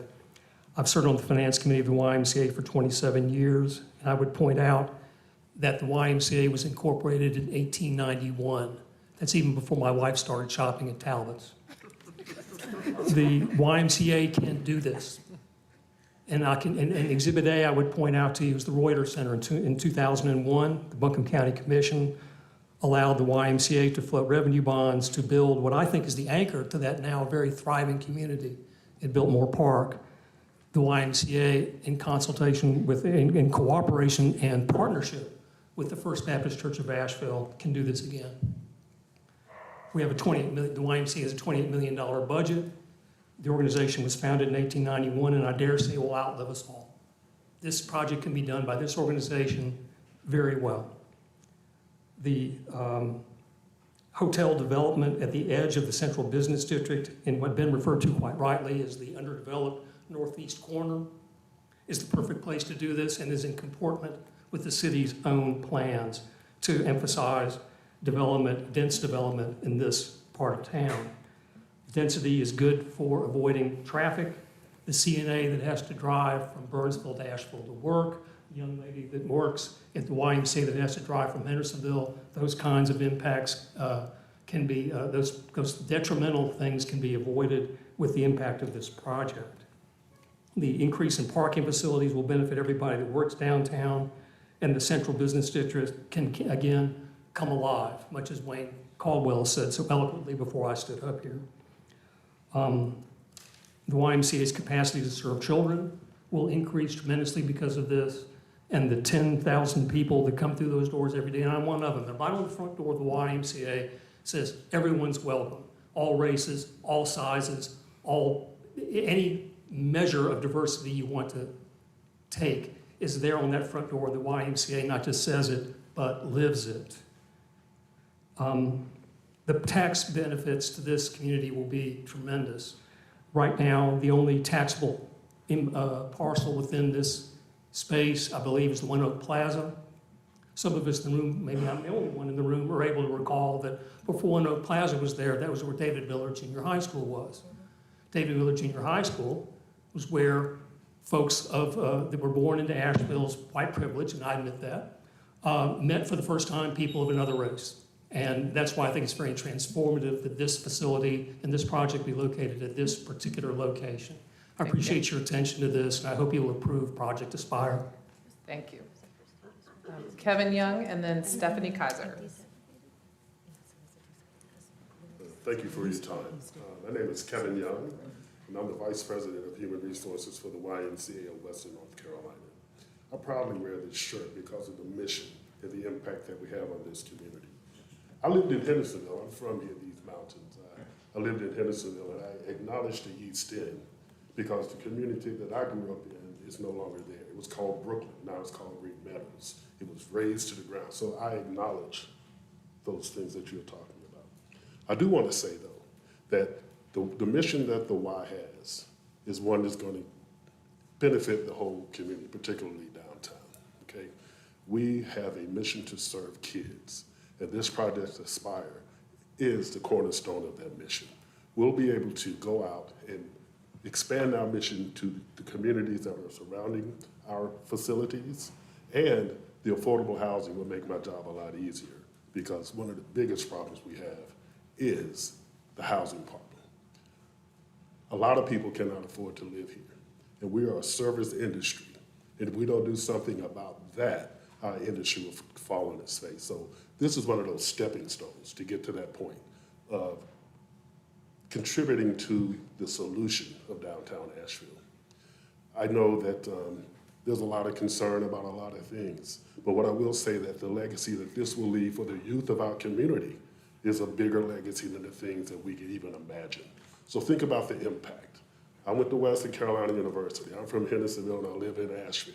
I'm a product of these mountains. These are the things that matter to us, and particularly me as a black man, okay? We need to acknowledge the things that have happened. Let's put some salve in the wound and let's heal. And let's move forward, please, because this project is important to the downtown Asheville community. Thank you. Thank you. Good evening. Thank you all for allowing me to speak. When I moved here, I didn't need these. My name is Stephanie Kaiser. I live here and have lived in this community since 1994. Moved here as a young pharmacist, and I was able to rent a small downtown apartment. I called it the Asheville Arms. I'm not sure what it's really called.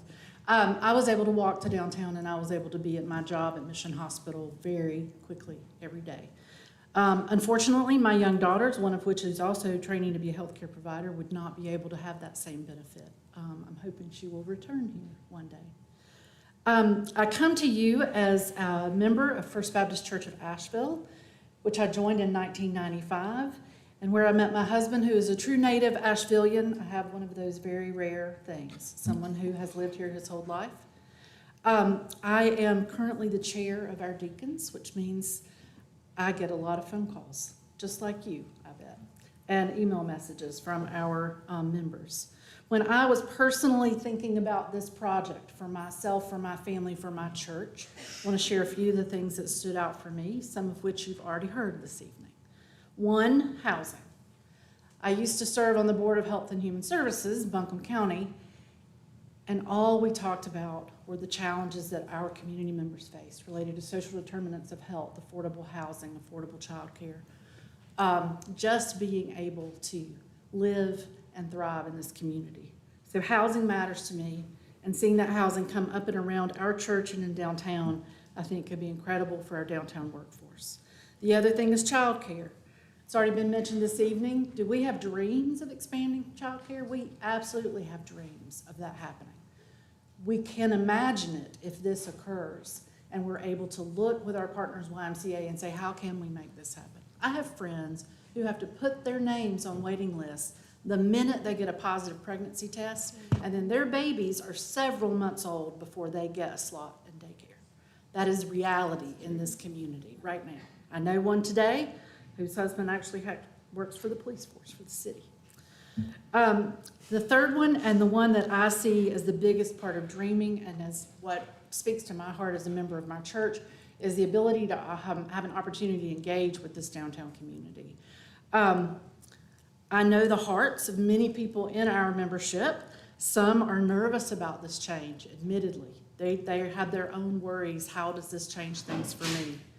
But what I know most of them want to do is truly engage, support, and serve this downtown community, and we want to remain the downtown church that we have been. Many downtown churches don't stay there, right? Ours has very intentionally stayed, and we want to be at the center of this work. So this project brings all of us an immense hope. Thank you. And thank you. Good work. My yellow came really fast. The next person signed up to speak is Margaret Ragland, and then Lisa Brandon. We're going to get to number 12, aren't we? I just want to make sure, because I want to make sure that Chantel can speak. Yeah, she's still number 12. Okay, good. I was going to defer to her if we weren't going to make it that far. Hello, thank you for having me here tonight. I thank you all for your service and dedication to our community. I have been a resident of Asheville since 2012, and I am a loyal member of the YMCA. I am there almost every morning at 8 o'clock doing work out of the day. Mayor, I haven't seen you there in a while. I could have been. I just don't do the WAD. I'm here today as a member of the Board of Directors of the YMCA, and I'm currently the chair of the Equity Committee at the Y. And to Annette, to some of the comments earlier, we are working really hard in our equity committee and have been attending anti-undoing racism seminars and are opening our ears to all of the voices in the community. And as a member of the Y, I'm brought to tears pretty much at every single Y board meeting because of the amazing things that the YMCA is doing in our community. And one of our main goals is in the equity community is serving our teens in the community. I have a teenager at Asheville High and two 12-year-old twin boys, and I've talked to many young black men in the community who are really excited for some great new gyms in the YMCA. And I don't see no better way to inspire teens to want to be in a beautiful, hip, new facility in downtown Asheville. I'm really here today as a member of the community of small business owners in Asheville. I own a company called Plum Print. We're located on South French Broad. We take the overwhelming piles of artwork that your children create and we turn it into custom coffee table books. My husband also works downtown. He is the owner and CEO of Citizen Vinyl, the record pressing in the former Citizen Times building. Together, we employ about 70 individuals here in our community, and while we try to pay them as much as we can possibly afford in our businesses, they cannot afford to live downtown. Maggie, I remember meeting you twice at John and Dee's. Mason, my next door neighbor's home, and I remember when you asked for my vote, you promised to do all you could to increase the amount of affordable housing and transportation for my staff members, which is really what's important to me.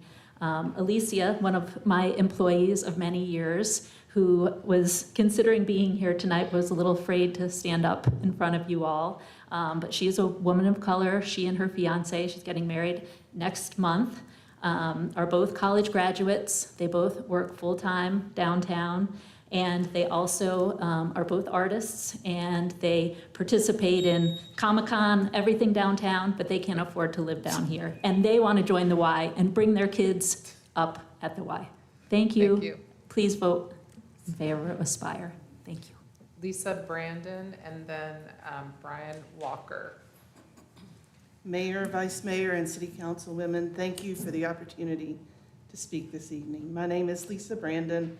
I grew up in Asheville, and my family and I have been members of First Baptist Church of Asheville for the past 12 years.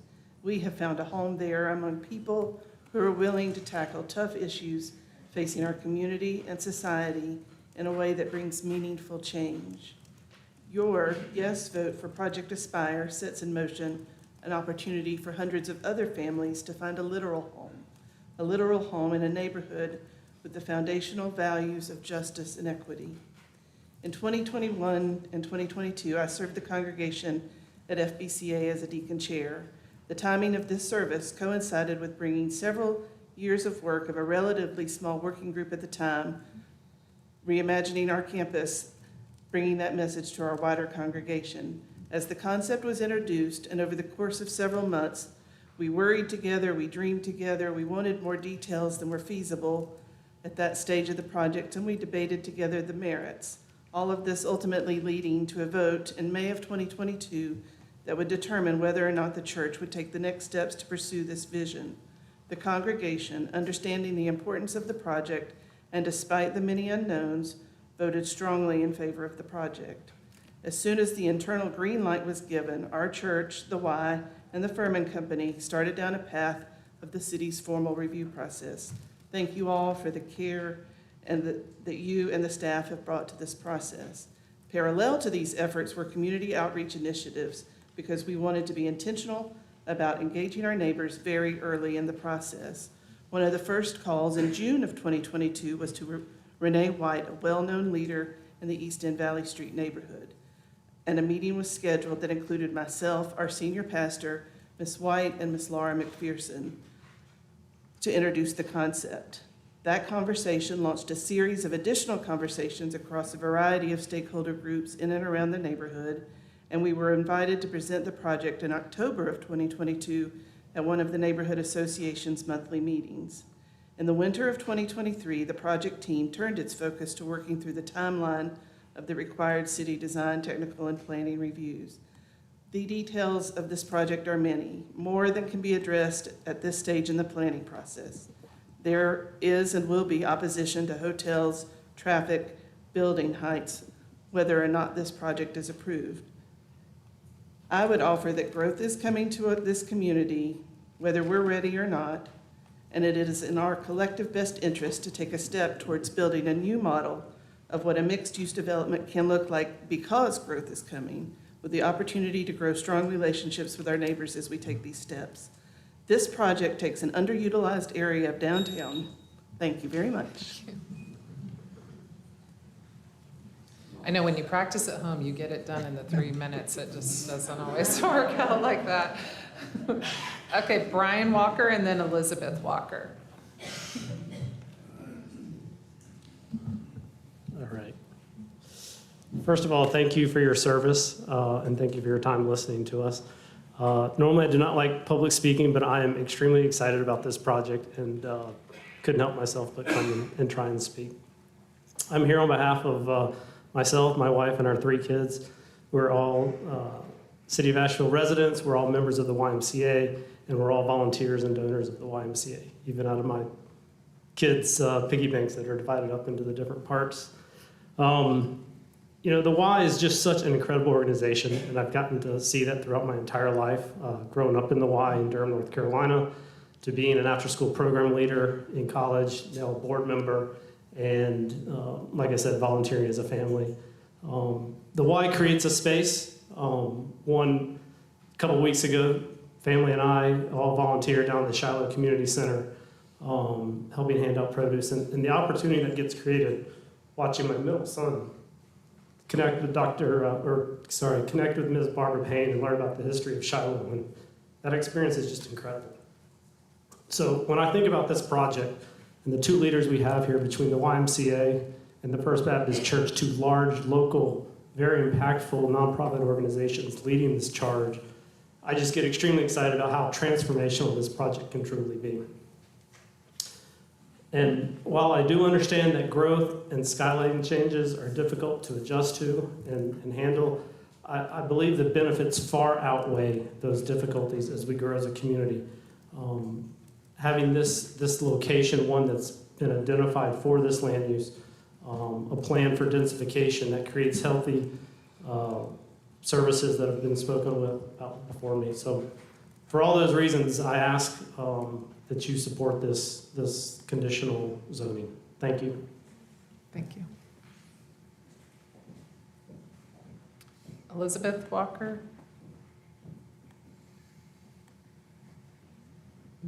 Okay.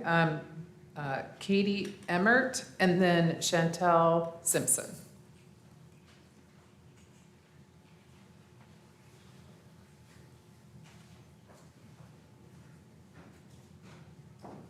Hello, and thank you. My name is Katie Emmert. I'm a member at First Baptist Church and a deacon. And my family and I have been attending there regularly since 2015. I want to tell you the story of my journey with First Baptist. It's not unique, but I think that's why it's important. I've been coming in and out of the church building for about 15 years because of my involvement with Buncombe County Girl Scouts as a troop leader. Because of that relationship and their dedication to community outreach, I've been familiar with the congregation and their values for some time. About 8 years ago, I got a call about a new community partnership starting between the charter school that my children attend and AFTA, the Academy for the Arts that's run out of the church. I did not know at the time that phone call would be life-changing for myself and for my family. All 3 of my children enrolled in lessons, including myself, with expert teachers, some of whom were church staff. A few months into music lessons, my oldest daughter also joined the Asheville Youth Choir and made immediate friendships there. And because of her desire to form relationships and always looking for another adventure, within a couple of months, she was invited to the church's youth group. Our involvement and eventual membership at First Baptist, which all followed very quickly for 2 reasons. One, because of the immediate connections that were made, and 2, because the people of First Baptist, from the ministers to the staff, the families, adults, and youth, are some of the most openly and genuinely welcoming group of people that we could hope for. Fast forward 8 years, my children and I have had many life-altering and formative experiences at First Baptist. We've worked on committees and councils. I've been a deacon and a leader in the church. We've done international pilgrimages and mission trips. We still do Girl Scout projects at the church. All of my children have been baptized at the church. My son is now a youth intern with the Mission Council at First Baptist for his senior year in high school. Our lives have been changed in every good way and in many ways that we could have never dreamed of because of this church. This is to say that because of the church's commitment to the betterment of this community and fully embracing the community of Asheville, the lives of myself and my children will be better forever. This story happens all the time. Project Aspire will offer this kind of connection and endless opportunities for all the people of Asheville. Thank you very much. Perfectly timed. Chantel Simpson and then Randall Barnett. Thank you. Hi, my name is Chantel Simpson, and I'm a member of the Board of Directors for the YMCA of Western North Carolina. I'm also President and CEO of Appalachian Mountain Community Health Centers. I'd like to start by saying that as an African-American woman, I understand firsthand the negative effects of redlining. I will not deny that, particularly on marginalized communities, and I do not support it. I also would like to add that relocating to Asheville, North Carolina 2 years ago brought me to downtown to visit. And while the food was great and the hustle and bustle was there, I could not help but notice the extreme lack of diversity. So that's why I am truly excited about the inspirational partnership between the YMCA and First Baptist Church of Asheville to create Project Aspire. I'm excited because as a recent past resident of Louisville, Kentucky, I've had the opportunity to witness this firsthand. In Louisville, Kentucky, our local YMCA partnered with community agencies to develop a new YMCA that follows the community integrated model. The YMCA of Louisville project was meant to heal past hurt and also purposely bring together all walks of life. Additionally, it was intentionally located in a part of town that was meant to forge communities together and to promote health and wellness for all. Project Aspire does this. When the YMCA approached Appalachian Mountain Community Health Centers with the idea of partnering to house our full-service health center within the newly downtown YMCA, we knew right away that we wanted to participate. But first, it's important for everyone to understand who we are and why they would approach us, and what statement the YMCA was making by approaching us. It was an intentional decision that they made, and that statement is that they are truly devoted to health equity and diversity for all.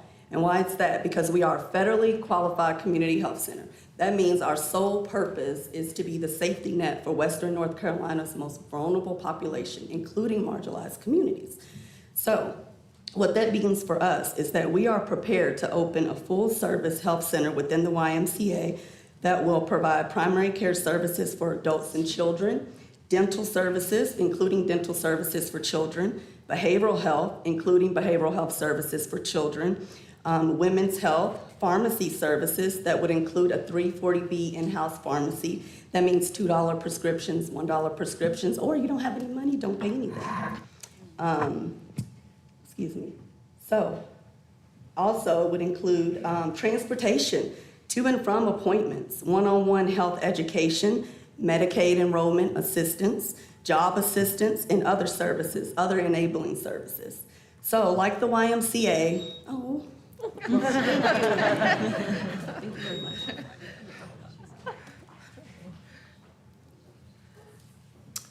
Randall Barnett and then Clark Duncan. I'm Randall Barnett, and I am here to speak for the Aspire.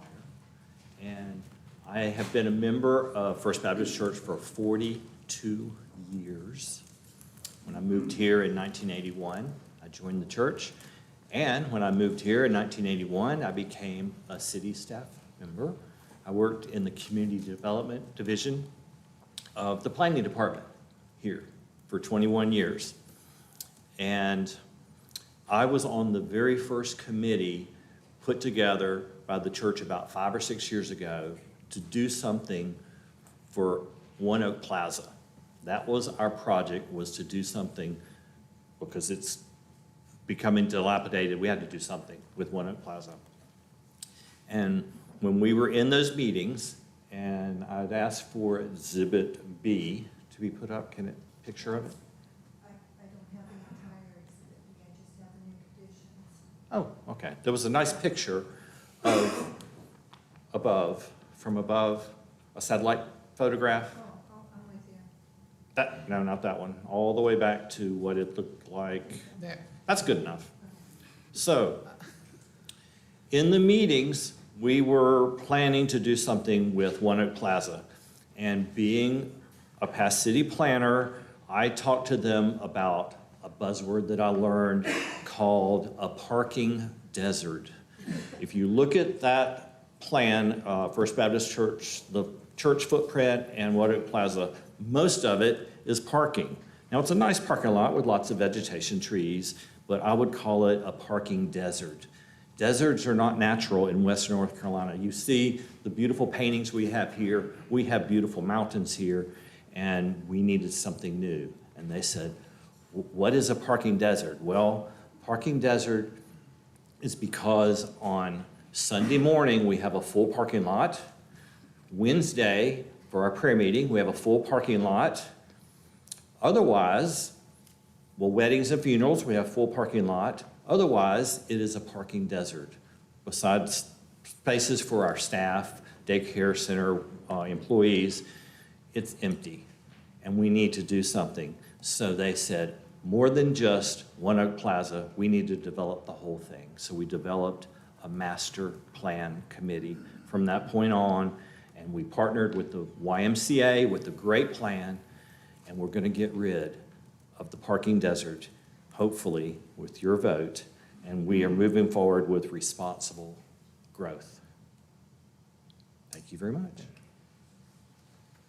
Clark, I have to apologize. They wrote your name like Dunkin' Donuts. And anyway, so I was like, is this Clark? I didn't see this. I've heard that before. Yeah. Did you bring us donuts?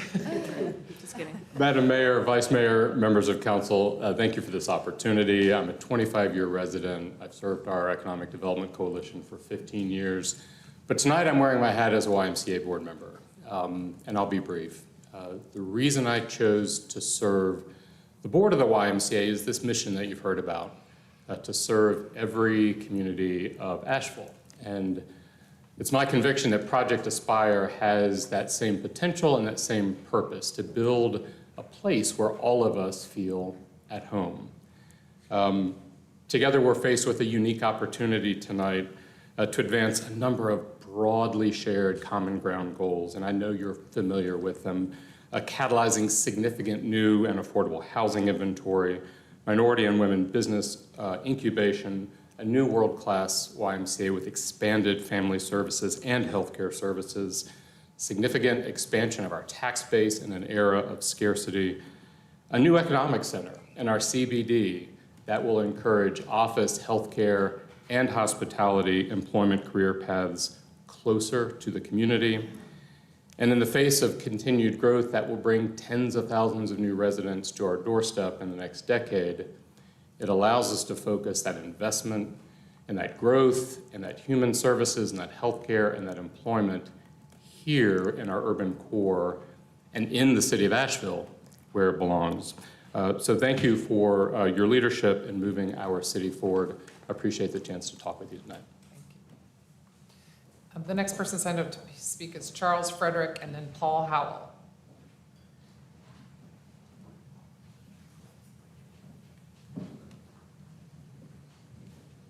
Good evening.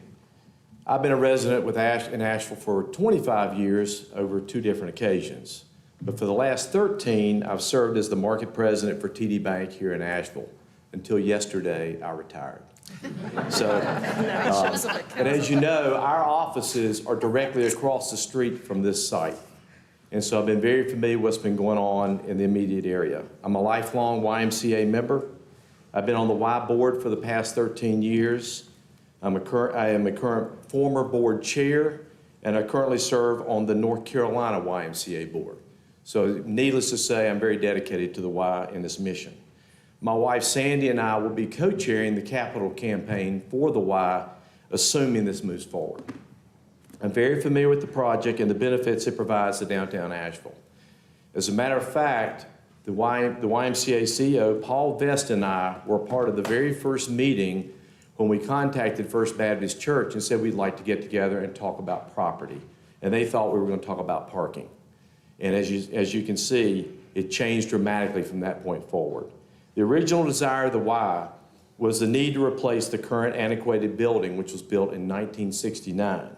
Now this idea has become so much more for so many people. And I'm really excited to see the results of the continuing partnership and collaboration between First Baptist and the Y. Firm and Company has done an outstanding job listening and working with the priorities and needs of both parties. During the process, I've spoken with over 200 people concerning this project to get feedback.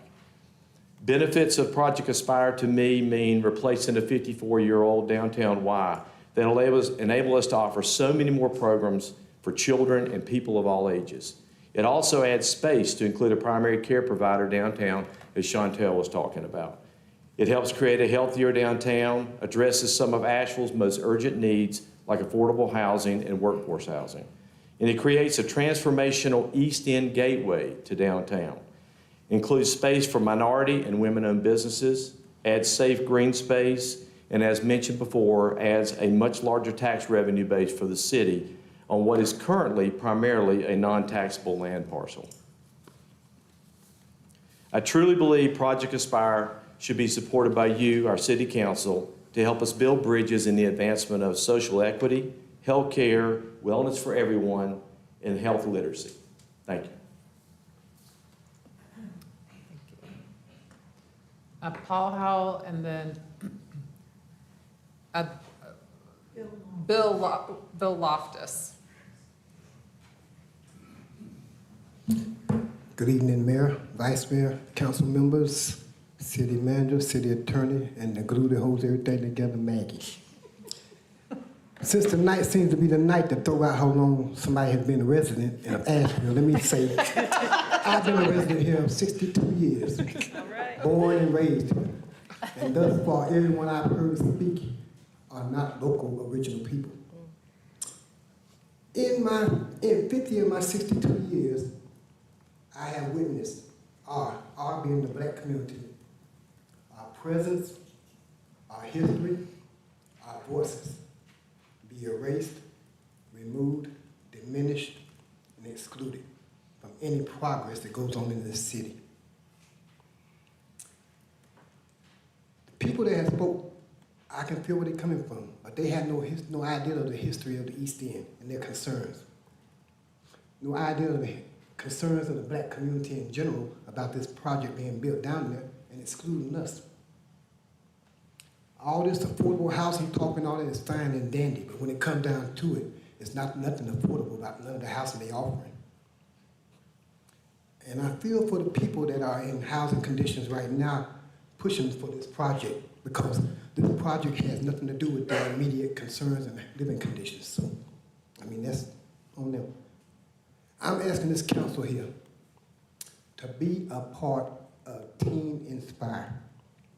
That means I inspire y'all not to vote to pass this thing here, of building this project, going through this project. At least not this time, until more can be done to include the black community.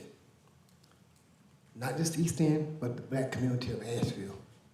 Because little do these people know that in every direction you used to be able to go to from downtown Asheville, black neighborhoods was in close proximity to downtown Asheville.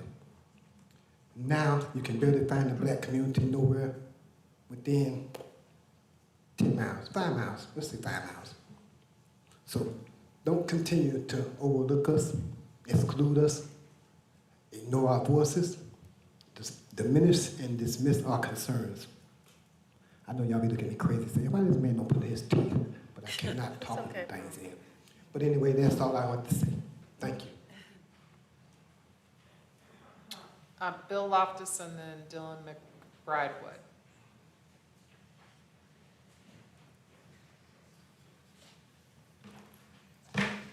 Mayor Manheimer, council, manager Campbell, and staff, thank you for hearing me. My name's Bill Loftus. I've been a resident here for 9 years. I am extremely hopeful for this project, but I ask you to vote no in its current form. The issues I raise are two. One is the scale. It is too tall. Not just my opinion. I understand the neighbor's opinion. I understand many of your opinions. So that's one. The other is there's too much parking. There's an angle of that I'll get to. On the scale of it, I don't want to dwell on that, but I noted in the newspaper report that the developer stated that we can't meet the project requirements unless we go high. I don't understand that, and maybe you don't either. There are many, many, many recent nearby developments, mid-rise developments that certainly look very successful, practically with a stone's throw of this site. So I ask you, council, do you know why these requirements cannot be met? If you don't, I would ask you and encourage you to get the developer and the owners and your team back together to try to understand why that is. Something's different here. I haven't been privy to what that is. On the parking, what I'd like to suggest is a bit of a different challenge. To think about the bigger problem. I understand we're concerned about spaces. What I would challenge you with is why don't we think about the cars? We can do this. We can have less cars, hence less spaces, if we integrate a high-frequency transit solution into the policy package. I'll remind you of the last time I stood here. You approved a project on Leicester Highway and gave the developer $25 million over the course of many years because they complied with affordability guidelines. I think I'm getting that right. That's a lot of money. Well, what if we have an integrated solution where we have less requirements of parking, build out more units, create more housing, generate more tax revenue, and take that revenue and put it into more frequent transit, which eliminates cars. Thank you. Thank you for your consideration. Dylan McBridewood and then Larry Burke. Mayor and councilwomen, thank you for taking the time. Sorry. I thought it might fly by, but not like that. Thank you for taking the time to hear from the community. My name is Dylan. I'm a lifelong resident of Asheville and Buncombe County. I work in downtown and go to school at UNCA. I would love to be able to live downtown and walk and bike to work, but because of the cost, I'm not able to do that. And I think as one of the other speakers said, I live south of Asheville and have the joy of taking 26 every morning with all the other people who are doing the same thing because they can't find a place to live in downtown. I'm not alone in this. So many of my friends who grew up in Asheville would love to be able to live in downtown and be part of a denser community instead of in far-flung apartment complexes that are, have no sidewalks connecting them and aren't really connected to any, serious services, be it a grocery store, a park, anything like that. My partner, who is a public school teacher, she can certainly not afford to do that. And because of that, I ask you to support this project. I'm excited to see this kind of mixed-use, high-density development coming to Asheville. I'm excited about the housing it could provide. I'm excited that the developers made an effort to make it walkable and cyclable. And I'm just really happy, or hopeful, that we could see a beautiful, high-density, mixed-use, walkable community come to downtown Asheville. I hope you will support it. Thank you. Thank you. Okay, Larry Burke and then Cody Jones. Thank you for the opportunity to contribute to this conversation. I'm Larry Burke. I attend First Congregational UCC, 20 Oak Street. You can see it in this picture in the lower center. It's directly across from One Oak Plaza. We are perhaps the closest neighbor to this whole development. And the general sense I get from my church is that we support it. We see it as an opportunity more than a threat. And we'll tell you why. One thing is First Baptist has an old building. We have an old building. We know how expensive and difficult it is to maintain old buildings. And we know that First Baptist has tremendous maintenance requirements coming up in the future. And they're going to need capital in order to do that. This project will help them with that. This will also help them to consolidate their arts programming, which we also support. We support the Y moving to its new location so that it can expand its programming. I'm a parent of a kid who went to the Y for 7 years after school every day when he got off from Isaac Dixon or Asheville Middle, went up to Beaver Dam, and we support the Y, and we want to see them be able to expand their after-school programming and all the other programmings that they're so good at. We see some short-term problems with parking, with noise, dust, congestion, et cetera, during the construction process, but we see that afterwards, the neighborhood is going to be much stronger because we have a stronger First Baptist, a stronger YMCA, and hopefully a stronger First Congregational, because we're going to have 500 new neighbors living in the housing, and hopefully some of those will see that our church meets their needs and will join and help us to expand our ministries. So we see this as an opportunity, and we see the short-term problems as being less than the long-term benefits. We also see that this will diversify the neighborhood. Right now, if you look, you see no residences in this whole 10-acre parcel. Imagine 500 people, residents moving in there, perhaps more, and that's going to improve foot traffic. It's going to just improve the general quality of the neighborhood. When I walk home from church some evenings, I go over to Charlotte Street and go north. The First Baptist parking lot is scary for a guy. When some of the women at my church need to go to their parked car over there, they have to have an escort. Imagine if this were a 24-hour neighborhood with people in it. Be much safer, be much more congenial. I see a lot of benefits from this project, and I support it. Thank you. Thank you. Cody Jones and then Bill Parker. Good afternoon, everybody. My name's Cody Jones. I'm a native of North Carolina. I grew up just a mile down the street in Asheville. I'm a member of First Baptist Church. I'm a deacon, a dad, a counselor, a friend, most of all a brother in Christ. For 15 years now, I truly know and believe that there's no limit to what my church can do. I've experienced it in many different ways. First of all, with the shirt I'm wearing tonight, First Shine Day Camp is a camp for kids with special needs and adults with special needs. We've hosted it for over 25 years now and seen the successes of that. My father-in-law, kind of in a roundabout way, is the reason why I'm with First Baptist Church, because I started dating his daughter in high school, so that brought me to church then. But he's a member of First Baptist Church for the past 30 years. Was a coordinating pastor there, just recently retired.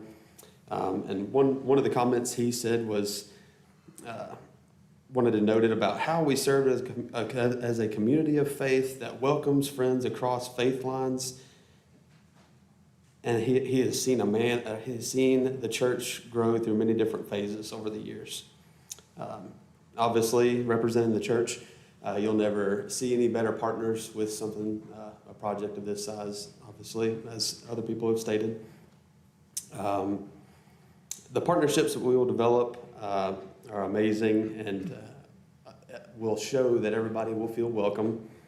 I know that for a fact we've already won this vote over by getting to know many of the new members in the community, the different partnerships that we will have, and growing together in Christ. So just imagine the amount of things that we will be able to achieve over the next 20 years of the growth that we will be able to have. I have a 3-year-old daughter, and I know that our church, which is her home away from home, will help her grow, and the partnerships will help her learn and grow and become a strong and distinguished woman in our community. So thank you, guys. After Bill Parker is John Pierce. Madam Mayor, Vice Mayor, and City Council members, I really do thank you for your willingness to do the job you do, which is not easy. And I thank you for your patience in hearing from us tonight. You've heard so much, and you're going to have more to hear, so I really will endeavor to be brief. Some of us are telling our ages tonight, so I'm 76. Glad to hear from our young man, Kerry Friedman, over there. My wife and I moved here in 1974, and we raised our family here. After getting their education, our two sons came back to Asheville, and they, along with their wives, are raising our 4 grandchildren here. I worked downtown some 45 years plus before retirement. I've been a member at First Baptist for 45 years or so. Asheville means a lot to me, as I know it does to each of you. Some years ago, I became aware of some individuals, and then those individuals became groups that I'm going to refer to as visionaries. They begin this process of thinking, working, trying to decide what should we do with this parcel of land that we're talking about tonight. As I've looked at this project as it has evolved over the years, I really have become convinced that this is best for Asheville. You know so much. You don't need really to hear anything from me about this project. I would just say to you that among the many things that I think are a real plus for this community is the affordable housing piece that you've heard so much about, wellness, health care, and what really strikes me, this project will give so many people an opportunity to really improve their lives. I won't go into any more detail. You've heard it all. I would ask you to carefully consider and vote in favor of this project, which I think really will, in a very unique way, add to this city in a very positive way. Thank you very much. After John Pierce is Steve Harsted. Mayor, Vice Mayor, City Council members, my name is John Pierce, and I've lived in Asheville since 1987. That's coming up on 40 years. Makes me feel a little old. Tell us how old you are. I currently serve on the Civic Center Commission. You see how you went over that? Yeah. It's really old to the Civic Center. I currently serve on the Civic Center Commission, the YMCA Board, and am recently retired after serving 14 years as the Vice Chancellor of Finance at UNC Asheville. While I was at UNC Asheville, I was in charge of the master plan for the university, and I really do appreciate the planning that the city has put into the living plan and comprehensive plan, and also for the planning that has gone into this project. I've served on the YMCA board or on the finance committee off and on for 20 years, and I've seen the Y successfully complete so many great projects. The Reuter YMCA, the Camp Wataya for area kids having an affordable camping experience, and becoming a leader in childcare in this community. I'd like to say also that I have been involved in a lot of nonprofits. I have never seen one more better financially managed than the YMCA. You know a lot about what the new project is going to do for downtown. A new YMCA, affordable housing, accessible health care, and the like. Project Aspire will revitalize the key section on the northeastern portion of downtown Asheville. I was on the Grove Arcade Foundation Board and saw how that project revitalized the western part of downtown and of downtown Asheville in general. The cost of housing was a real issue for us at the university. It's an issue for the city, and more affordable housing downtown will just be such a key thing as this project goes forward. You know that it supports the goals of the Living Asheville Comprehensive Plan and is compatible with the future land use designation of downtown Asheville. I was one of the leaders of the All-America City designation in 1997 and was part of that visionary thinking that occurred then. It's time for that same visionary thinking in regards to this project, and I strongly advocate for City Council to approve the conditional zoning. Thank you. Thank you. Skylar Duncan will be up. Good evening, Mayor Mannheimer, City Council members, and City staff. First of all, I would like to thank you for your service to the city. Unfortunately, I read a lot of negative comments on some of the social media sites, and I think there's a lot of armchair critics without people actually taking the time to learn the issues. And I truly believe that every one of you serve for the benefit of every citizen of the city. And not every time will every citizen agree with your decision, but I do believe that you have the comprehensive vision to see the city excel for all citizens. With that being said, first of all, I'm not a member of the Y or the First Baptist Church. I'm just a resident of Asheville that believes that the city can grow and prosper and everybody can benefit. And so with that, I'm gonna read my little statement because otherwise I can ramble on easily. I wish to express my support for the Aspire project proposed for the edge of the Central Business District. Central Business District. I'm gonna say that again. I am a strong proponent of encouraging urban density as a remedy for outward suburban sprawl. So it serves a purpose when we build density in the city, and it does lessen some of the sprawl that other people find unfavorable. Density is better for the environment, the safety of the residents, encourages residents and tourists to spend money in town, and makes Asheville a more interesting place to live and visit.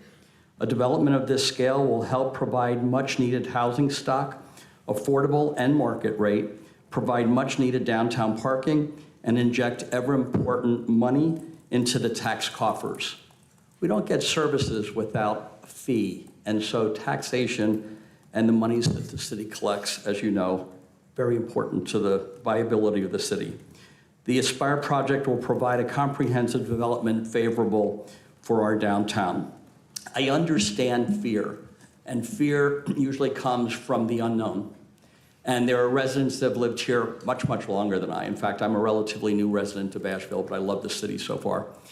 And I think fear also is the lack of understanding of opportunity. And opportunity can be very exciting, and there can be a lot of benefits that come from opportunity, and I heard many of them expressed from the board members of the Y, and I do think that that is very important to take into consideration. It's a good development for all the residents of Asheville, and thank you for your time. Thank you. After Skylar Duncan, it'll be time for Kimberly Collins.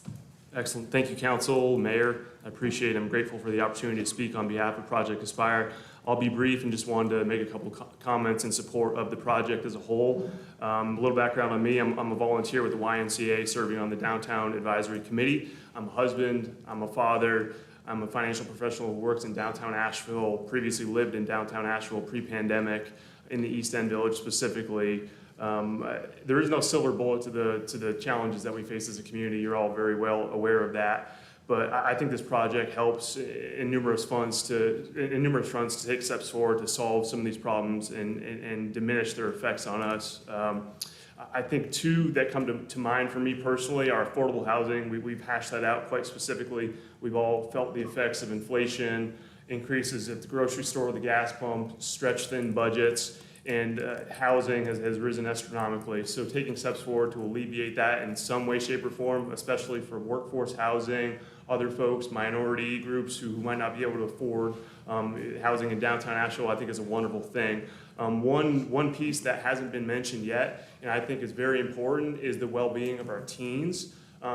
Coming out of the pandemic, I think there's going to be some baggage in the future, considering we had social withdrawal, effects on students academically, and these kids need our support. When you're a teenager, you're at such a sensitive time in your life, and the smallest change can have a dramatic effect on the trajectory of the rest of your life.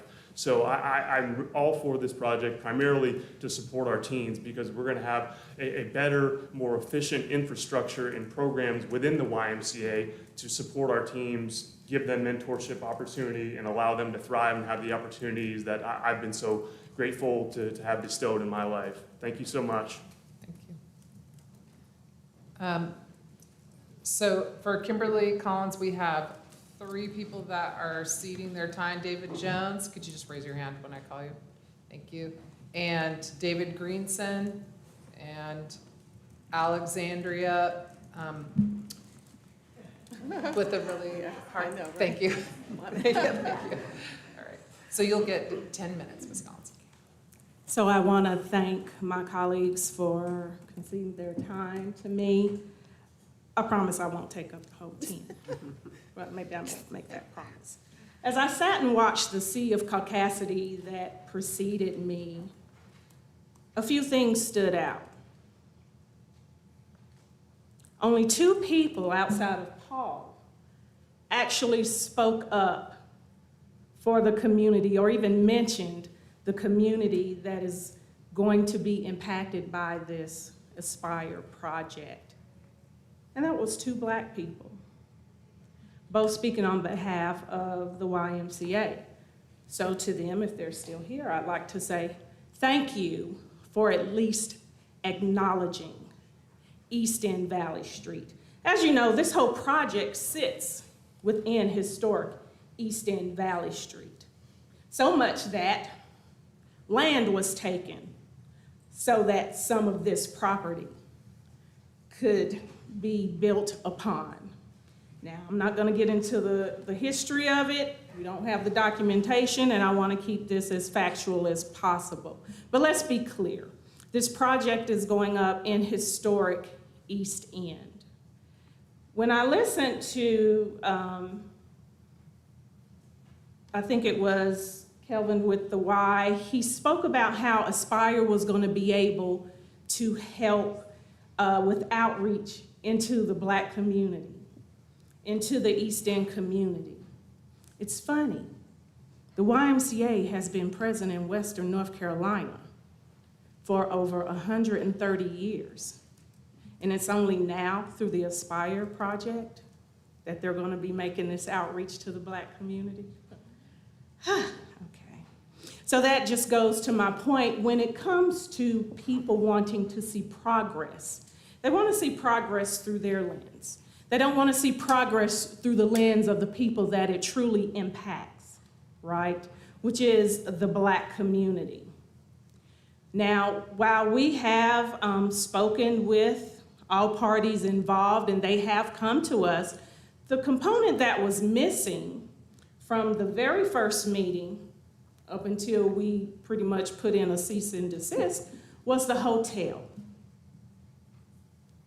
Now, while we do understand we cannot stop the hotel, what we are asking is why 20 stories, right? Because for the project to go forward, the developer is saying he needs the rooms, right?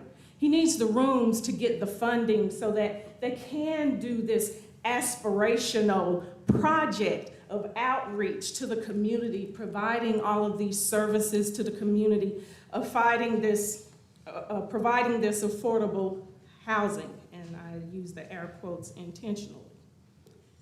The 20 stories, that's just a man chasing a dream who wants to make his stamp and his mark in the development arena. 20 stories will not get the revenue. The 150 to 300 rooms, that gets the revenue. And how can you do that? A lot of different ways. You can do it more than one building. You can have a 10-story building here and a 10-story building there. They got the room to do it. They call it a parking lot desert. There's plenty of desert for them to do that. We're asking for you to say no to 20 stories. A 20-story building and a 19-story building in an area that is already congested. It's already overpopulated. Y'all already have infrastructure problems. How in the ham sandwich are y'all going to handle this? 20 stories is looming over the East End community. And while we have talked about and thrown out assurances that will take place towards or kindnesses that will benefit the East End community, we have no assurances. And as Mr. Navarro stated, how can we really put down assurances? How can we really assure any community that we can deliver on anything? And that is the problem with this project. The devil is in the details, as usual. There's always verbiage that states up to 20%. That up to is the devil, right? Because that means they don't have to meet 20% of affordable income, affordable housing. That means they don't have to do it. We have Hunt Hill Place as a prime example of that, the classic bait and switch. We're gonna give you affordable housing. We're gonna allow people from marginalized communities to live in these places, but guess what? We couldn't get the funding. So guess what? We can't offer that 20%. We've seen it time and time and time again. When I listen to these folks that came and talked about having to travel 26 from Hendersonville to work here because they couldn't afford here, those were all white faces. And they were talking about their white children not being able to come back to Asheville to live because they couldn't afford it. Well, what about the black people that are being forced out by projects like this? Because let's be clear, Aspire will raise taxes on the East End community, which is another form of redlining and eminent domain and all of the negatives towards taking property from black people. You're going to take it through taxation because the elderly will not be able to afford their taxes. You're driving them out. Aspire will do this. That 20-story building will do this. I admonish you to please take into consideration not your white privilege. Take into consideration the harm that you will actually be doing to a black community who has already been harmed to the hilt. I ask you to vote no on Aspire as it stands. Even with all the good programs and all the good projects that they have that they want to implement, we're not there yet. They've taken a component, which is the black community, out of the process. They never came back to us and said anything about this hotel until it came before council. If you want to have a good faith effort with the black community, include the black community. I say that you allow all parties involved, including East End, the YMCA, Furman, and First Baptist Church, to be able to go back to the drawing board and revisit this thing, because a 20-story building makes no sense on the corner of College and Charlotte Street, coming off of I-240 with all of that traffic. It doesn't make sense. We don't want it, nor do we need it. 15 stories? Yeah, I can get with that. 10 stories? 2 10-story buildings? I think we could get behind that too. Say no to 20 as it stands, as Aspire stands today. We ask you to please say no. Thank you. Thank you. Kelly Belcher and then Rob Baker.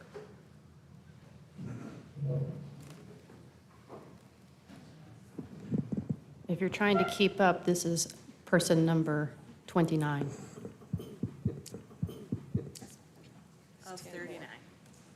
of 39. We're on our way. Madam Mayor, Vice Mayor, and Council, my name's Kelly Belcher, and I'm a member of First Baptist Church.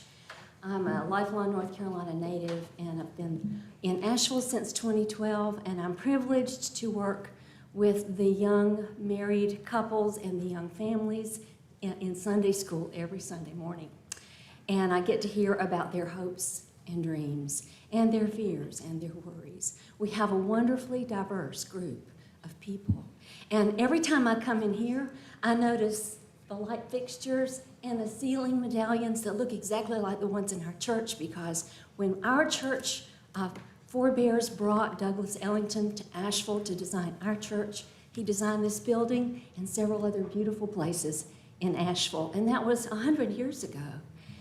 I want us to think about the diverse group of people in our city and how we want it to be even more diverse. We want it to be even more welcoming and inclusive, starting with our church. Our families in the Sunday school class I'm privileged to be in think about the future of their children.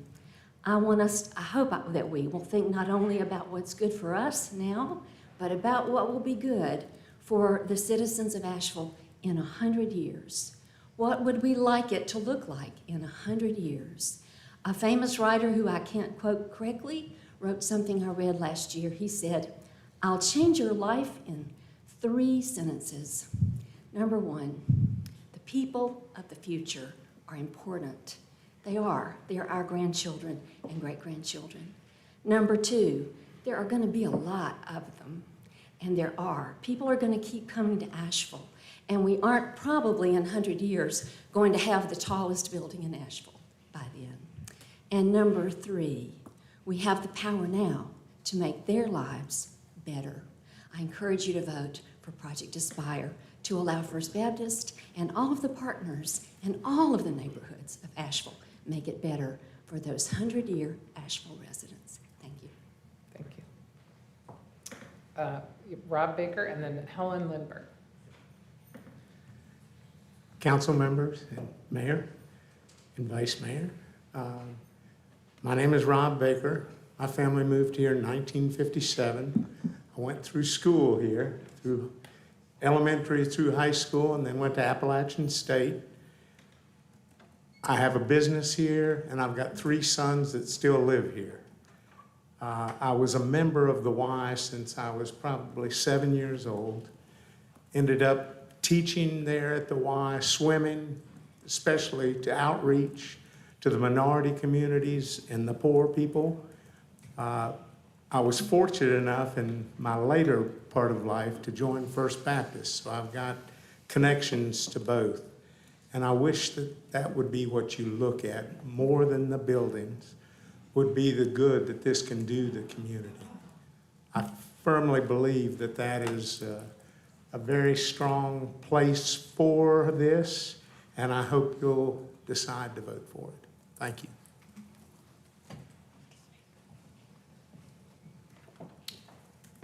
Did you somebody just changed that? So now I have Lisa Alpert. I think Jerry out in the hall just deleted the, okay, right, so the name evaporated. All right, so Lisa Alpert and then Will Hornaday. Good evening, neighbors, council members, mayor and vice. So I'm here to oppose this project, like many of my friends and neighbors who were here the last time and were not able to come for a second meeting. Nobody here is opposed to this church getting a new building or the Y getting a new building. That's pretty obvious and very clever on the behalf of the developers to try to use that to push us forward on this project. I'm here because I just want to kind of state the obvious. Tourism in Asheville has become passé. We have so many hotels and nobody to fill them. There are so many hotels going up in the city that we don't know if we're going to be able to fill them, and they're being built on crumbling infrastructure. Last winter, we had water turnoffs, and those affected very specific communities, not the entire city. It became very clear what the priorities were of this government. I had 2 friends who live in Oakley who had COVID when their water was turned off. I'm immunocompromised, so I couldn't invite them into my home to shower and take care of themselves, and that hurt. That hurt them, that hurt me, that hurt my heart as a human. We keep losing space, we keep losing real estate. We keep having rent go up, and people keep talking about, oh, progress. I'm not seeing progress. Progress would be a rent cap.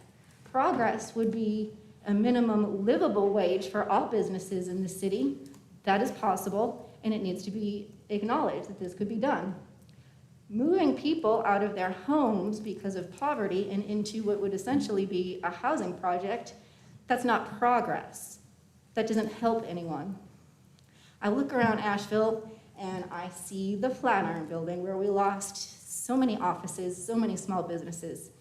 I look over to the Tribute being built around the Christ Science Church. It is an absolute blight on our cityscape. It is hideous. We lose that whole view there. I look at what's being called the Radical being built in the River Arts District, which was built by artists, craftspersons, train hoppers, weirdos. We're losing our space. I know so many musicians and artists who can't afford studio space. They can't afford rent. That could have been gone to that. The fact that we're even considering this is absolutely ridiculous. I can't wrap my whole head around why this would be considered a good thing for our community. Every single thing that they said would benefit our community just kind of sounded like a whole lot of future faking mixed in word salad. Just throwing that out there. There's no guarantees it's gonna help anybody. Every single little thing that they said is gonna help this community has been an up in the air kind of situation, and I ask you to please oppose this project. Thank you. Thank you. Will Hornaday and then David Moritz. Hi, my name's Will Hornaday, and I'm speaking for the Coalition of Asheville Neighborhoods. Mayor and Council, the Coalition of Asheville Neighborhoods fully supports our longtime member East End Valley Street neighborhood in their concern for the Project Aspire adjacent to this legacy neighborhood that has historically been the first to feel the damaging effects of large-scale projects.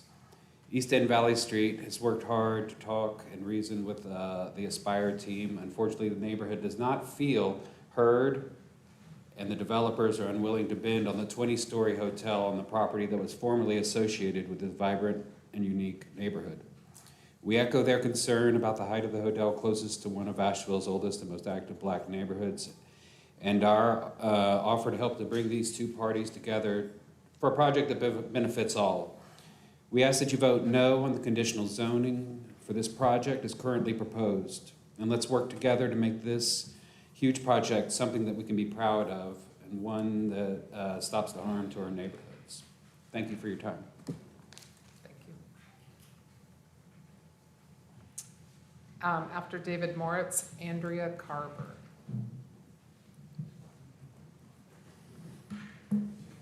Hello. I'm unrelated to this project. I'm not a member of the YMCA or the church. I'm here as a housing advocate. Is housing a human right is an important question that we should think about, and people have different views about that. If we think housing is a human right or very important to people, the one issue that comes up is that we as a community have failed to provide that housing. In fact, we as a community don't have the tools to provide that housing. We don't have the legal ability to provide that housing as a community. So we're completely reliant, almost completely reliant, on private developers to provide that housing. For good or bad, that's just the reality of where we are right now, is that we're completely reliant on private developers. So if we are going to get housing to try to bring costs down, the only way to do that is to get abundant housing and downtown housing. There are 650 units possibly proposed here in the 2 phases. Montfort is 300 acres. There's 600 buildings there. So there's the equivalent of building Montfort in a few acres of land. We don't have the luxury of creating another Montfort. As much as we'd like to, we just can't. The only places we can build or where we have land available. Right now, I understand there's been a lot of damage done by urban renewal. A lot of it was because of our car-centric focus. We have a 5-lane highway surrounding this building here. The problem is right now is a surface parking lot does no good to anybody. It doesn't do any good to anybody to have the surface parking lot. The surface parking lots are the bane of a downtown area. It prevents walkability. It puts the entire focus on automobiles. This is an opportunity to reclaim the downtown, to get this area to connect to downtown so it's walkable, people can live here. That would actually alleviate the traffic problem. Currently, people have to drive in. Driving from Long Shoals Road for each person for a year to commute is 1.3 metric tons of carbon. 650 units here would be the equivalent of 750 metric tons of carbon. That's equivalent to 65 acres of forests that you would have to plant in order to make the same impact of carbon reduction in having people living downtown and walking to work. We need housing downtown. We need abundant housing. And unfortunately, we have to rely on private developers to build it, whether we like it or not. Thank you. Thank you. Andrea Carver and then Jonathan Wainscott. Will you? No. Good evening, City Council. My name is Andrea Carver, and I'm a senior at UNC Asheville. I love this community. There are undeniable benefits that Project Aspire bring to our local economy and community, and I'd really like to stress the significance of rezoning in areas that border downtown Asheville that are around transportation hubs and how this promotes affordable housing along these vital corridors. Rezoning efforts around transportation hubs can further address the critical issues of affordable housing and climate justice. By encouraging development along these corridors, we not only ease the housing crisis, but also reduce the strain on our transportation infrastructure. This approach aligns with sustainable urban development principles, promoting both affordability, equity, and accessibility. It is crucial to understand that supporting Project Aspire will not only provide an economic boost, but also create much-needed job opportunities for our residents. Economic growth, housing, and job increases are not trivial matters. They are a crucial part of the backbone of our community's well-being. Asheville has long been cherished as a climate refuge due to its unique attributes, our rich biodiversity, access to clean water, and exceptional carbon capture capabilities. These things make Asheville a beacon of hope, of environmental hope. We must recognize that protecting the sanctuary is not just an ecological duty, but a moral one, which is why more development downtown is crucial. Development in downtown areas play a pivotal role in advancing climate justice by reducing carbon emissions through higher population densities and promoting sustainable transportation options. Access to essential services, climate resilience, and equitable opportunities are enhanced as marginalized communities gain improved access to jobs, housing, and social resources. By curbing urban sprawl and containing growth within existing urban spaces, downtown development minimizes the need for new infrastructure and reduces carbon footprints, ultimately fostering a more sustainable and equitable urban environment. The topic of climate justice and equity cannot be overstated. We must not weaponize these principles for narrow interest. The consequences of inaction on climate change, affordable housing, and sustainable urban development are far-reaching and affect us all. We have to do what is best for the community and invest in future generations, and I urge you to approve this conditional zoning request. Thank you. Thank you. Jonathan Wainscott, then Jared Wheatley.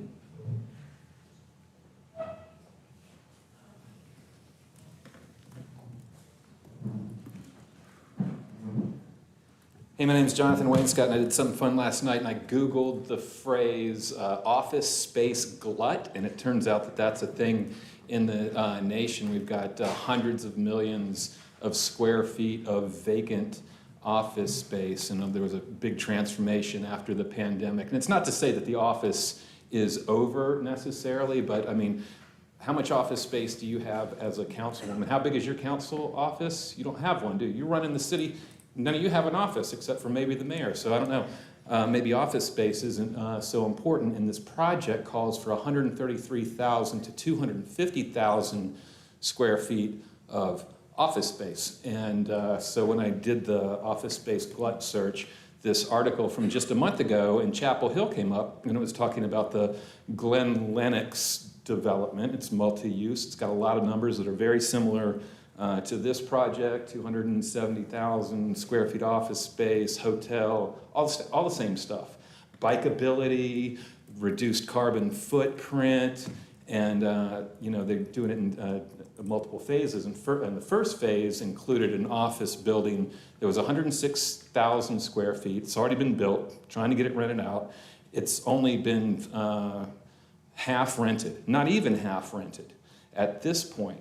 And so Chapel Hill is wondering whether or not they spent too much of their incentive money on something that's sort of a dinosaur in office space. And this project came complete with blackwashing as well, because they named this new office building the Gwendolyn. It is such a pretty name. And of course, that is named after, the namesake is for Gwendolyn Harrison. Is that a familiar name to you, Miss Mosley, at all? Looks like you know who it is. Yeah, Gwendolyn Harrison was the first black female student at UNC. So yay, we're gonna name this building, after you guys, and you should like it a whole lot because we got all of this cool stuff. And this does have a lot of cool stuff, but it's just too big. And for those who wonder why 20 stories is important, because that's where the money is, man. That's where the $1 million views are. And I guess who's gonna enjoy, and we're gonna colonize the sky now, because that's what's up. So, if this whole project would fall apart, if 5 stories of this building didn't exist, what happens when the office tenants don't materialize and we got a bunch of empty office space? I know the pickleball people will be all happy. We could put some pickleball courts in there for everybody. So, we've got that going on. But yeah, man, the scale is, it's thoroughly ridiculous. Like what in the ham sandwiches, the lady said. So yeah, you should vote no for this, and the developers should hope that you vote no and take it back to the drawing table, because you guys are going to take a bath on this project. All right. Thank you. Jared Wheatley, then Kay Cox Andrews.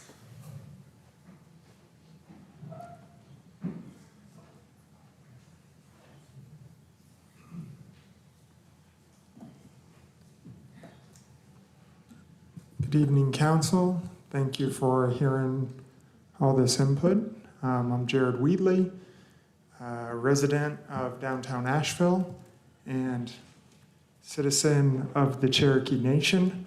I haven't heard anyone mention it tonight, but I have heard it acknowledged here before that this is the land of the Cherokee. Some people say the ancestral land, but I think earlier someone welcomed someone who came 20 years ago, but there were people here long before the city of Asheville, and they had their plans as well. And trauma didn't start at redlining. This isn't the speech I intended to give, by the way. I did hear the pain from the surrounding neighborhood, and it hurts. It doesn't feel good to think about this 5-lane road that was intentionally built to cut those communities off from economic opportunity. Creating physical space away from those neighborhoods was a way to take prosperity. You may know that we have a piece of land, our people still have a piece of land called Cherokee, North Carolina, where there's a reservation focused around people who weren't removed. Isolating communities is a big part of trauma continuing. What I see when I look at this aerial is not just one property that is focused on parking and the car, but there's type C office space to the east across Charlotte Street that, as Mr. Wainscott pointed out, is pretty much a dinosaur and a relic of the past. There's 16 acres there, 75% of that is just parking spaces. That is going to be coming forth to City Council, hopefully in the future, because I would personally like to see downtown continue east and provide economic opportunity closer to those neighborhoods that have been underserved. And I know this is difficult, and my hope is that we can find a way forward for housing, for downtown business.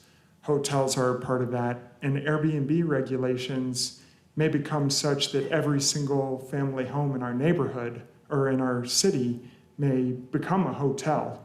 And I would prefer that we have defined hotels with rooms that can be utilized in that way versus my neighbors used to live in Montford, and I would drive past dozens of Airbnbs in Montford.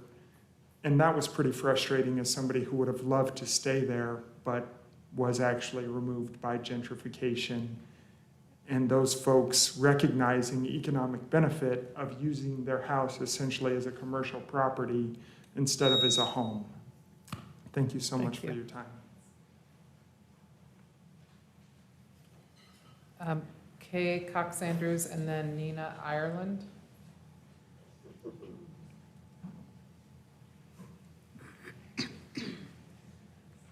Hello, Mayor, Assistant Mayor, and council members. I first want to thank you so much for your work in this city that I have loved since I moved here in 1981. Asheville is very near and dear to me. Not long after I moved here in 81, I became active at First Baptist Church in Asheville.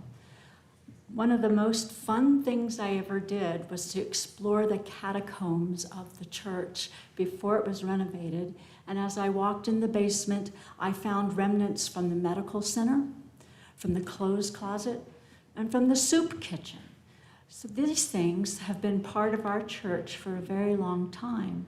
The church has been renovated so that that space is not used for that any longer. But the heart of the church is still to serve the community through things like medical care, child care, and what were the other things? Serving food to the people in on our Thursday night meals. And so we have always had a heart for serving our community. Project Aspire expands that tremendously, but it maintains the urge of the church people to live and work for the good in the community of Asheville. Please vote for Project Aspire, and I thank you so much for the opportunity to speak. Nina Ireland and then Elizabeth Hutton.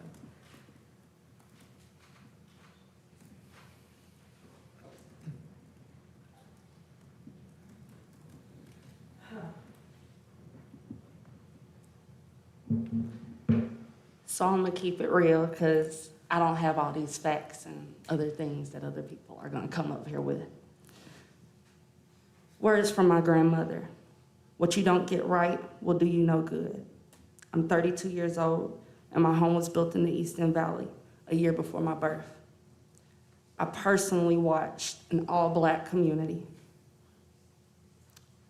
What was a dollar lot property, my parents bid at $500 on the lot, turn into a multi-million-dollar whole block and has pushed out just about every Black homeowner on my block. Martin Luther King, from the start to the finish.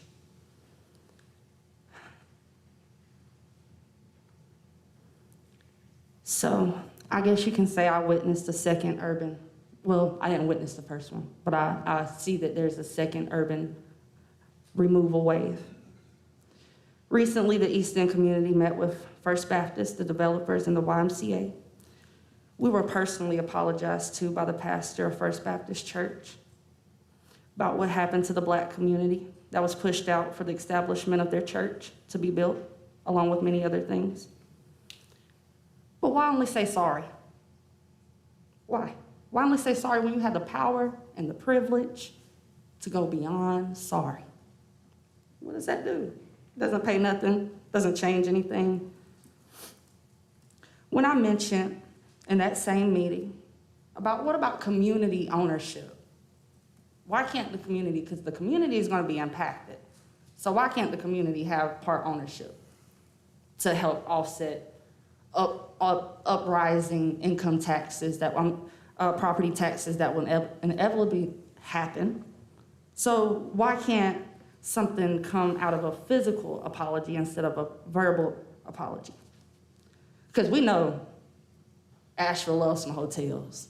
We know that y'all love to put some hotels up here, City Council. So why not make a physical apology and some type of ownership for this? Why is the greed so high? Because when I mentioned this, it became, we gotta look at things, because I mentioned something as simple as a parking deck. Let us get the profits from a parking deck. We know parking decks can make some money. What something simple as a parking deck. So I heard Ms. Kim Collins mention assurance. And, oh, we're gonna assure this and we're gonna assure that. I'm in the insurance business. I want some insurance, not assurance.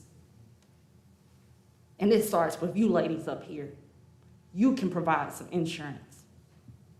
Y'all are gonna be held accountable for every hotel that comes under your record for the assurance of the community. Thank you. We will still have affordable housing problems after this hotel. Thank you. I'm sorry. Last time I checked, the rich doesn't want to live with the poor. So all this affordable stuff that y'all are dressing up with are just buzzwords. And I'm sorry, I'm gonna get what I have to say out. Ma'am, everyone else has abided by the rules. I'm sorry, your time is up. I appreciate it. Kim, thank you for your words. I'm glad you got 10 minutes. See how many And I'll seats are still available, please. No, I'm sorry, it's talking to the mayor. Thank you for what you had to say, and thank you for all of you guys who voted no for this. And all I ask is that you vote no unless it benefits the community that will be impacted. Thank you. Elizabeth Button. Do you have, if you have an empty seat next to you, will you raise your hand? We got two, Meg, yeah. Hi, you. good evening, Mayor, Vice Mayor, City Council. My name is Elizabeth Button. I have been a resident of Asheville since 2009. I fell in love with this community 40 years ago when I first came here.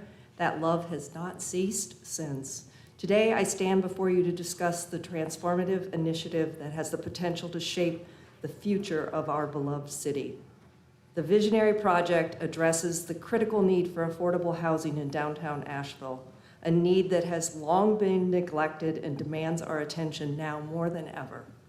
In phase 1 of Project Aspire, a minimum of 20% of residential units will be designated as affordable to those earning at or below 80% of AMI for at least 20 years. This commitment to affordable housing is not just commendable, it is essential to ensure that our workforce can thrive within our city limits. In phase 2, the commitment continues. What makes Project Aspire even more remarkable is the provision that 50% of all affordable housing units will be reserved for housing choice vouchers, offering a lifeline to those who rely on this assistance. This is not just about housing, it's about creating stability and opportunity for our residents. Diversity and inclusion are at the heart of this project. Project Aspire plans to host a minority and women-owned business enterprise outreach program, fostering meaningful connections with minority and women-owned business vendors. It's about giving opportunities to those who have been underrepresented and helping our community flourish with a wealth of diverse perspectives. When it comes to the retail and restaurant spaces within Project Aspire, I implore the developer to ensure that they are occupied by businesses that reflect the essence of Asheville. Let's prioritize minority-owned, local, unique, and independently owned establishments to maintain the distinctiveness of our city.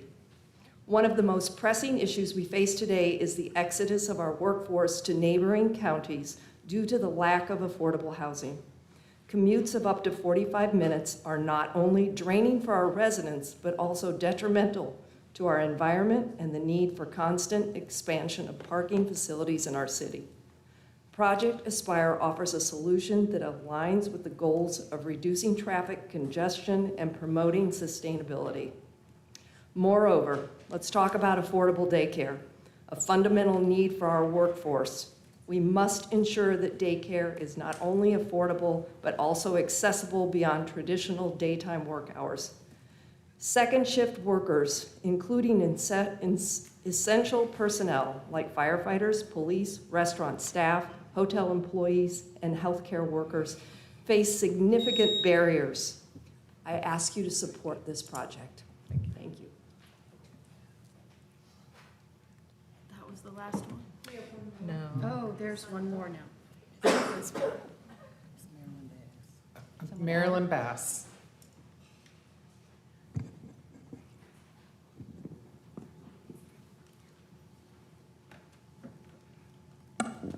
Good evening, Council. Hi, Maggie. City Manager Howard Brad. I'm always prayerful before I speak. I didn't want to speak. I'm rather well known for my candor. I created the City of Asheville Minority Business Program and the Office of Minority Affairs, Asheville-Buncombe, although I was erased from the history. And I was as my son talks about my middle name, Marilyn Pro Bono Bass. Let me say this. My family was dislocated due to, and I'm going to say what it really is, Negro removal. My field is community economic development. I am a practitioner. And I give myself away to Asheville. As a native, I am so concerned about this project that is so massive. And as a person who's an entrepreneur, well, no, I'm not. I'm a giveaway-preneur, my son said. But that's only in Asheville. And I have always been concerned about the treatment of my people in this city, because rhetoric means nothing. Actions speak. East End has suffered. I've worked with every historical Black neighborhood in this community, and I've worked outside of this community, but I won't speak to the national piece, and to my appointments by governors, multiple governors, and to the many things that I tried to do to bring recognition to this part of North Carolina. I am so disappointed, and I want to say I am grounded in faith. I was raised in the church. My family built the church of which I'm a member. And my pastor, rest his soul, it's been about a couple of years since he passed away, used to say to me, well, I heard you were at such and such a church, and this, that, and the church.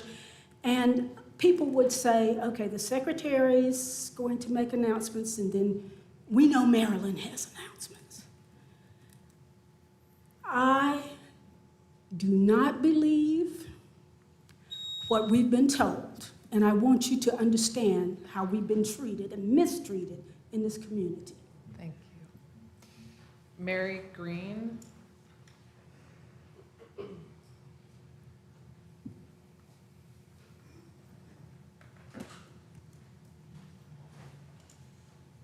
I'm not a public speaker, but I am honored to be here to talk with you tonight. I sent each of you a letter last night, and I'd like to read it if that's okay. Hello, my name is Mary Green. My family is in favor of Project Aspire for so many reasons. We were introduced to the First Baptist family in the 90s when AB Tech Developmental Day was transitioning from an inclusive population to a more segregated population, separating the typically developing children from the developmentally disabled children for various reasons. This is from my heart, Lise. As new parents, we wanted a different start for our son with Down syndrome. And there began the journey. After visiting multiple daycare centers in the greater Asheville area, it became apparent that these centers would and could not take my son. As I was driving home in tears, knowing our life was going to change in ways that we never anticipated, I saw the dome. I walked into the Child Development Center, and I knew what the answer was. I'd heard it all over town. And I was furious. I heard, "No, Mrs. Green, not now." But all I heard was no. I was furious, and for a moment did not hear anything except no. I was turning to leave, and the director said, "I said not now, but we will have an opening shortly, and your son can have that opening. The cost is," and the details followed. I said, "He can't walk." She said, "We'll get a wagon." I said, "He's not potty trained yet." She said, "We can work on that." I finally said a heartfelt okay, but wondered why this church said yes when everybody else said no. The love that was shown to my family for what is now a 25-year run has been remarkable. The church engages a special needs community in a way that is so inclusive. There's First Shine Camp for children with developmental disabilities, and First Shine Camp for adults. My son is now 29 with developmental disabilities, at no expense to the families. We dreamed of a First Shine Learning Center and pulled that together.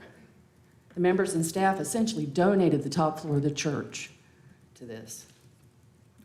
to house this dream. They made required modifications to the space. We found a group to work with on this. We received our operating license, and COVID hit. So the dream died, but we have the future. And I believe that partners like the YMCA, First Baptist Church of Asheville, a community that I've lived in for 38 years, represented by people who truly care, can make a huge difference. Thank you. Okay, we're going to close the public hearing. No one else has signed up to speak. Thank you all for sitting, and everyone did great. That was great. Good work. So now we're to the part of the process where we do need a motion, but if there are any questions or comments still kind of outstanding regarding the project, or if there's a question of staff, this would be a good time, and then we'll entertain a motion. Kim, you look like you had a question. No? Go ahead, Sandra. Okay. Well, no, I was just going to just say something before I did the motion, but if you're not. Oh, if you're going to do the motion, I'll go ahead and say something first. Okay, thanks. So my students and their families were here tonight, so I feel some really deep accountability. Does this part, the hotel use, the project, leave people behind? Does it help or harm the future? Does it represent healing and a hopeful future for our youth? I heard so many people talking about how and why we're here. So I'll just say I'm a neighbor, I'm a settler on this ancestral land of the Cherokee, and I'm a modern gentrifier who moved here in 2006. My great-grandmother was born down the street from this project in Kenilworth in 1910, while my great-great-grandparents worked here with our indigenous Cherokee neighbors. And I share the same concerns in my ancestors' writings from their work over 100 years ago, concern about the high cost of tourism and displacing working, poor, and vulnerable people. I appreciate so many of the aspirational goals of this transformational project Aspire, health and wellness, childcare, and housing goals. Y'all, it's a lot of parking. I hope there's awareness that bike lockers will be a great way to repurpose this space when this very expensive structured parking isn't fully utilized in the future. And I don't think we should consider public tax dollars to subsidize the parking. So hope that doesn't come back to us. At the end of the day, I have to vote yes or no, a binary that does not reflect the complexity of life. The decision tonight is about conditional zoning for One Oak Plaza. Why? Because the choice was to not build a smaller hotel that works within the hotel overlay map community benefits table this lot is eligible for. And a story was told about the hotel overlay map, but I did not vote to include this lot in the hotel overlay map because I don't think surrounding our historic Black neighborhoods of East and Valley Street and South Side is appropriate. We just wouldn't do that to any other neighborhood. Climate and racial justice were brought up, economic justice for East and Valley Street. I think it's a personal and collective responsibility this body takes seriously. My question is about the land use for One Oak Plaza. It's a 20-story hotel that's skipping the community benefits table it's eligible for. So tonight I have to say no, and I hope the project will have a chance to come back with improved phase one that reflects the needs in the neighborhood. Before a motion, I have something to say. I'm a PK, a preacher's daughter. And Antoinette and I, both our fathers were pastors before their passing. And I have to say from the very beginning, I was very inspired by this project because there's a church on every corner of our city. And if every church would partner and use their social capital to do something to impact the greater good instead of just evangelizing, disciple, and collecting the tithe, we'll be a better Asheville, right?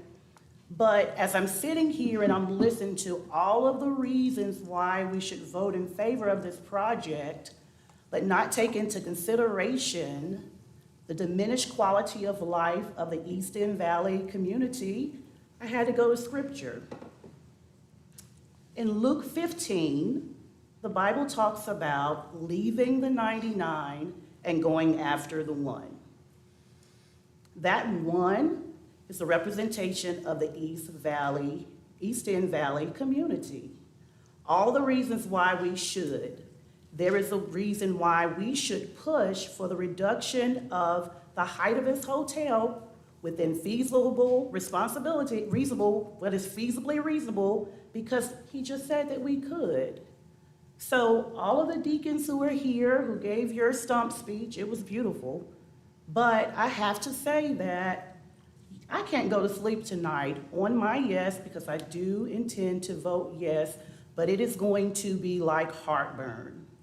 Because I'm a believer and I believe that our God does all things well. And if you believe that, then you will push for reduction, if possible, when we go through the design of this project, because we have years ahead of us. If it is feasibly possible for us to reduce the height of this hotel, you need to push for it. Because if you do not, you'll be breaking one of the greatest commandments, to love your neighbor as yourself. And I'm not doing that to make you feel convicted. I'm doing it because it matters. It matters what they say. They've gone through years and years of trauma, so let's just not push through on the wind and sleep on the wind. You have the opportunity through the maturation of this project to make sure that all neighbors are going to feel collected in this wind, and that our neighbors feel loved. Amen. Well, I wonder. Maybe with that. Go ahead. There'll be more time for talking. You're good. We have time for comments, right? Well, it was a question. Sandra has been waiting. All She's right. ready. That's fine. Go ahead. No, I was going to say that, I hear everyone here. I truly do. And I understand the concerns of the East End community. And I understand, too, that it seems like there's only one thing that keeps us apart. It's like that I hear, even from the letters that we received here in council, that the one thing, or the one concern, is just the height of the building.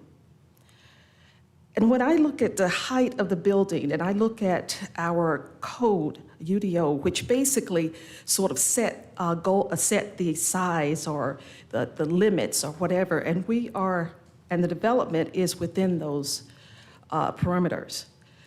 And then I look at, we talk about, so it doesn't matter whether it's this project or another project, they're still going to follow what is already lined out in our UDO.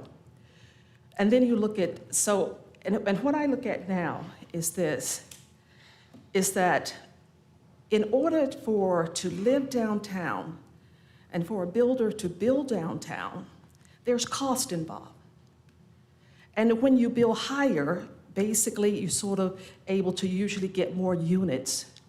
So you build less units, then the units tend to cost more. If the units cost more, then the rents are more. So it's no longer affordable. So that's what I'm looking at. And then you look at, as far as the hotel itself. Yeah, the hotel itself, it will make money, but it takes money to run a project this size and to make sure that it's sustainable. And the thing is, how many other of the hotels or apartment units have actually wanted to come together and try to do something good for the good of the community as a whole, so we could finally heal and work on healing and moving forward? And the reason I say this is because 30 years ago, my son, I was here, I lived in Florida and I was back and forth. I took my son over to the Y to learn how to swim. And that was where he got his first swimming lesson. And I remember, I moved to Florida after that. Well, anyway, but I remember when I went there and I said, I want my son to come here because the resources that they had there. I wanted my son to be able to enjoy those resources because that would make him grow and learn. There weren't too many places here in Asheville that he could go and feel that welcome. And also, a couple of months ago, I had a chance to go over to the church with a friend of mine, and she was invited over to sort of talk about the Black experience, because the people in the church wanted to hear what we've been through. They wanted to learn from that. They wanted to be a part of the solution. And so I've been able to see and feel, and of course I understand the pain. I've suffered, my family suffered. I've fought like I can't tell you my whole life. So I understand that, but I do understand that we have to stop getting in our own way. I want our children, my children, to be able to enjoy the services that this Y and this development can bring to Asheville. I want that for the kids in East End, South Side, Shiloh. I want that for our children, and this is what I see. The vision that they see is what I see, that we can become. So therefore, I will be voting for this project. And like I said, I do understand the pain that the people in the community feel, because I felt it. But I do know that we cannot stop progress, because it will happen. They could sell to other developers and piecemeal hotels here and there. We have no say, we get nothing out of it. But we do have people here that's willing to listen and to work with us, and we can hold them accountable. And the one thing I would like to say is I would like to see, when we do have those 20% units, how can we ensure that the Black community be able to get those units, as opposed to just people that fall within a certain financial low income? How can we make sure that the Black community actually can take advantage of the services and the units that they have available? That is my concern. So at this time, I have one more thing to say, because I'm looking at some my Black elders right now who are holding on in hope to see things change in this community. And we can build this project, we can approve for this project to be built to impact the future, but they deserve to know and to see things happen, progress happen right now. So I'm just wondering, with the statement that you made before, you said that if we can, we would like to reduce the height on the project.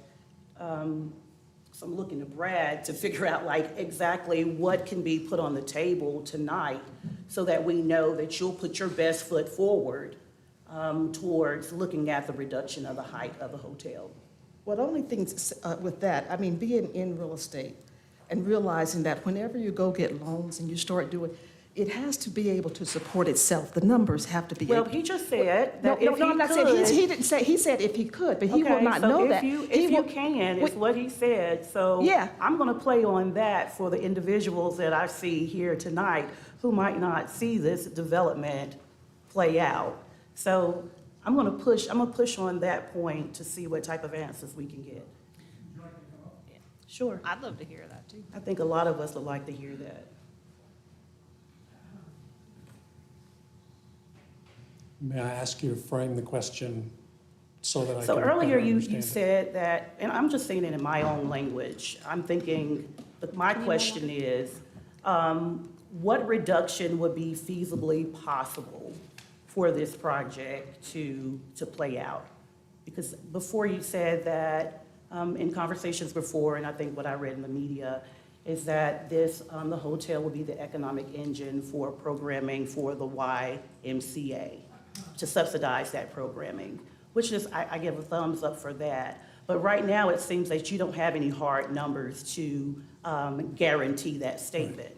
So if you can come down, because they're asking you to come down 5 stories, do you believe it's feasibly possible for you to make some type of effort towards the reduction in the height of the hotel?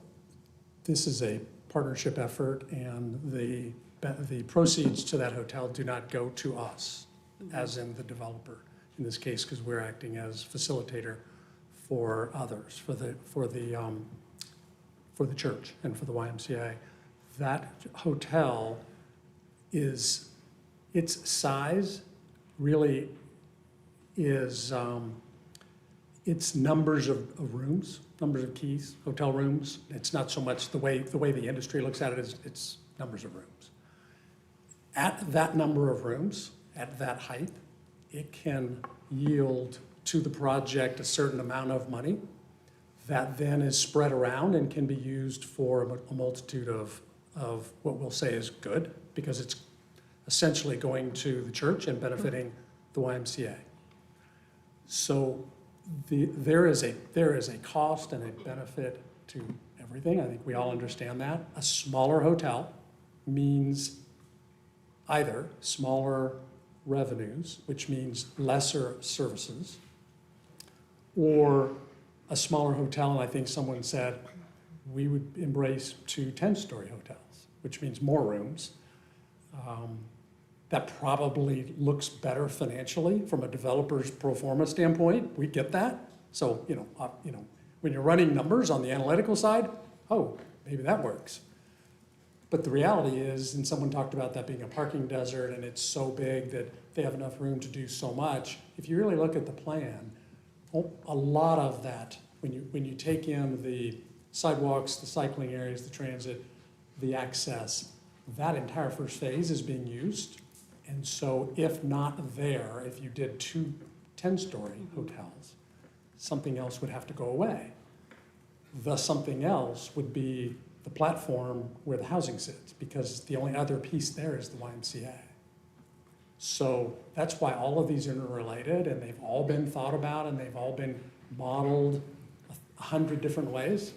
It's a difficult question to answer today. I'm just trying to give you a feeling. I had such high hope when you first got up earlier, like maybe 2 hours ago, because you gave me the hope that I did.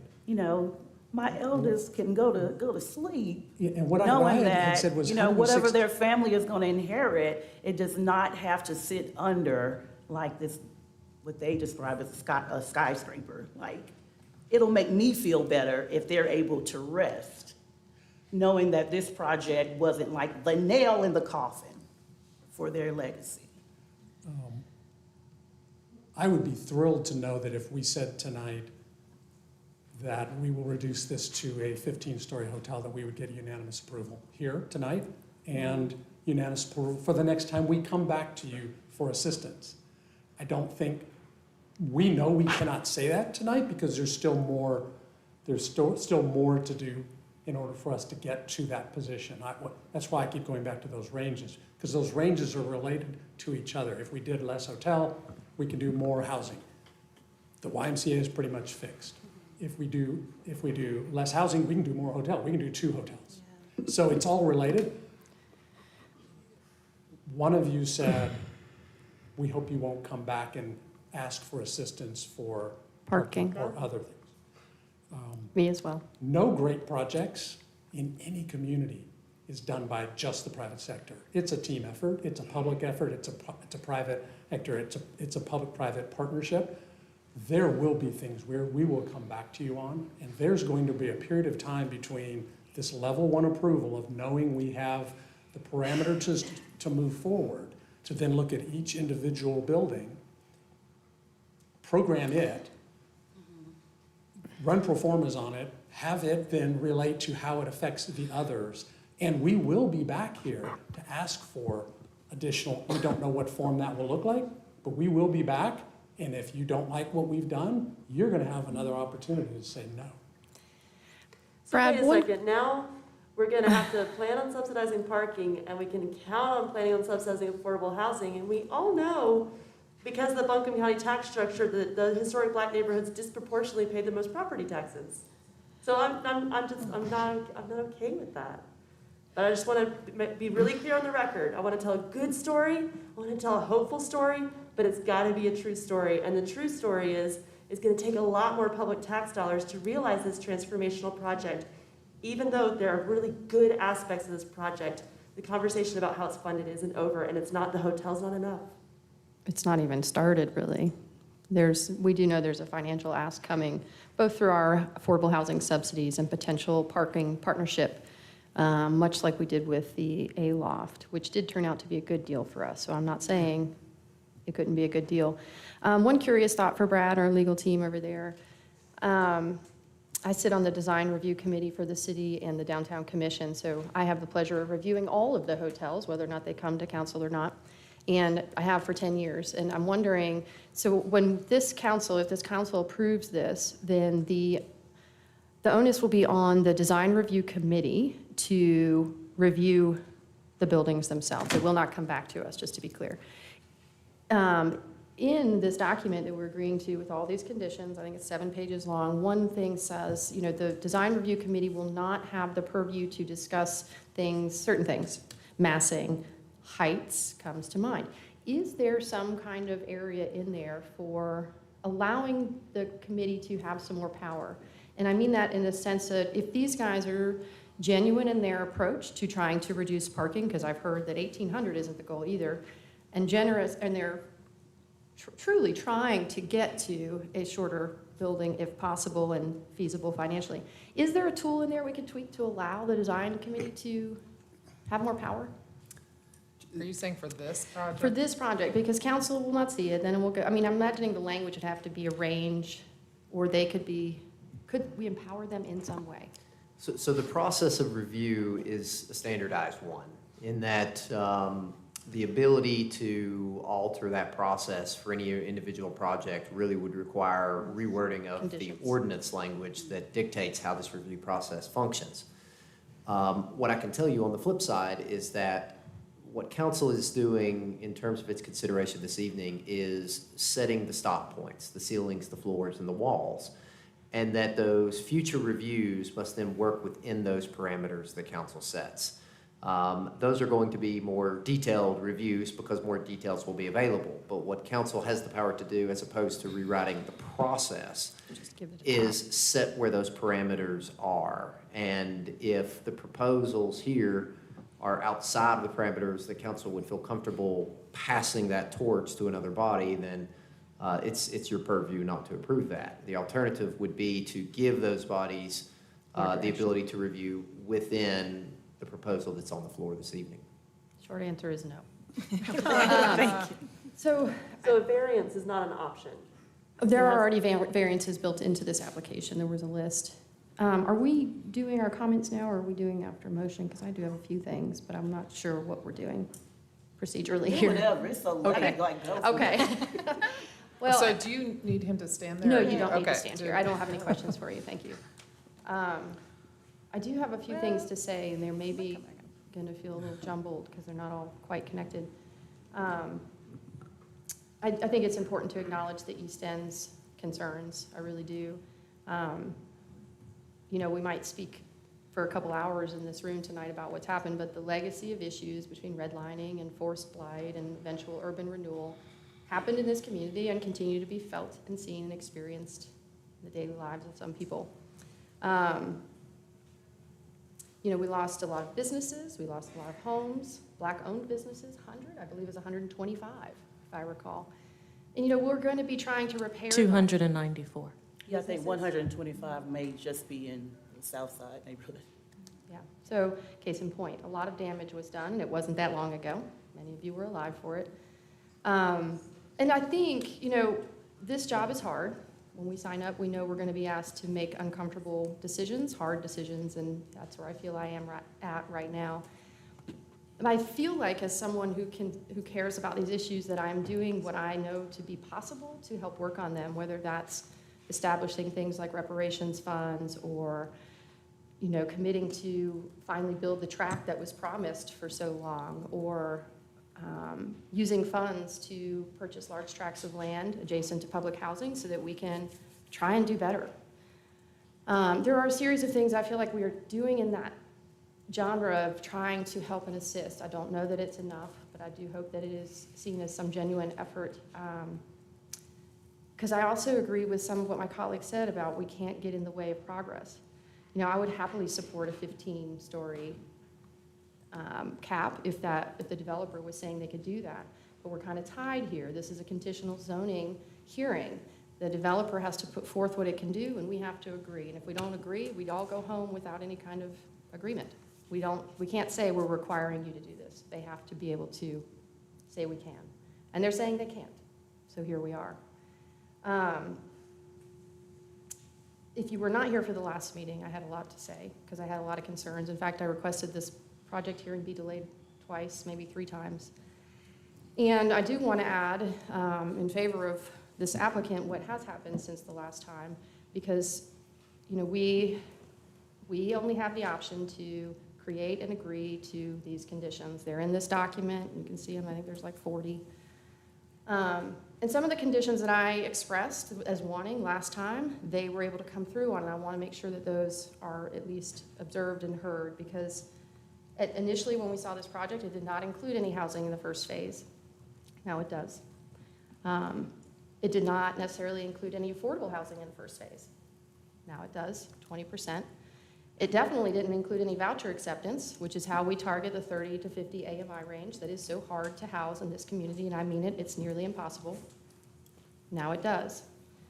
There was concern from the community that there might be short-term rentals. Now we have language that there won't be, unless the state changes the rule on us. That's out of our hands. There were little things, like the parking seems huge. It really does. I hope sincerely that this much parking is not built. It does have one benefit to it, in that it is the periphery of our downtown, and we do have some plans that point to needing periphery parking so that folks can come in and park and then ride or walk that last mile. So there is some benefit to periphery parking. However, this is a lot of it.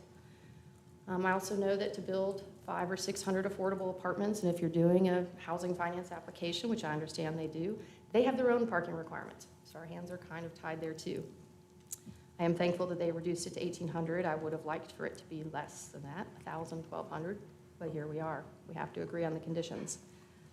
Other things that were added were the inclusion of minority and women-owned businesses as proposed tenants. We'll see if that works out.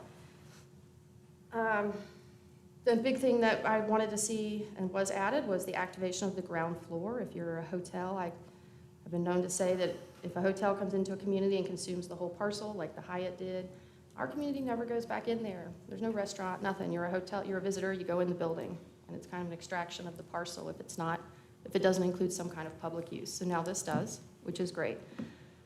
And that's kind of where it stops for the benefits that have been added, but I think those are pretty substantial, and it might be enough to sway my vote tonight and agree. But I want to add weight to this concern of the potential reduction in height, floors, however you want to look at it. I see it clearly as a height, which is allowed by right in that zone if they were doing something other than a hotel. But what I hear from the neighborhood is level of floors, you know, and there's some ambiguity in between. We could do 18 floors and it'd still be that tall, or 16 floors and it'd still be that tall. But I would like to be, and I will be at these design review meetings, and I will be at the downtown commission meetings when we talk about impacts and review every single tree and window.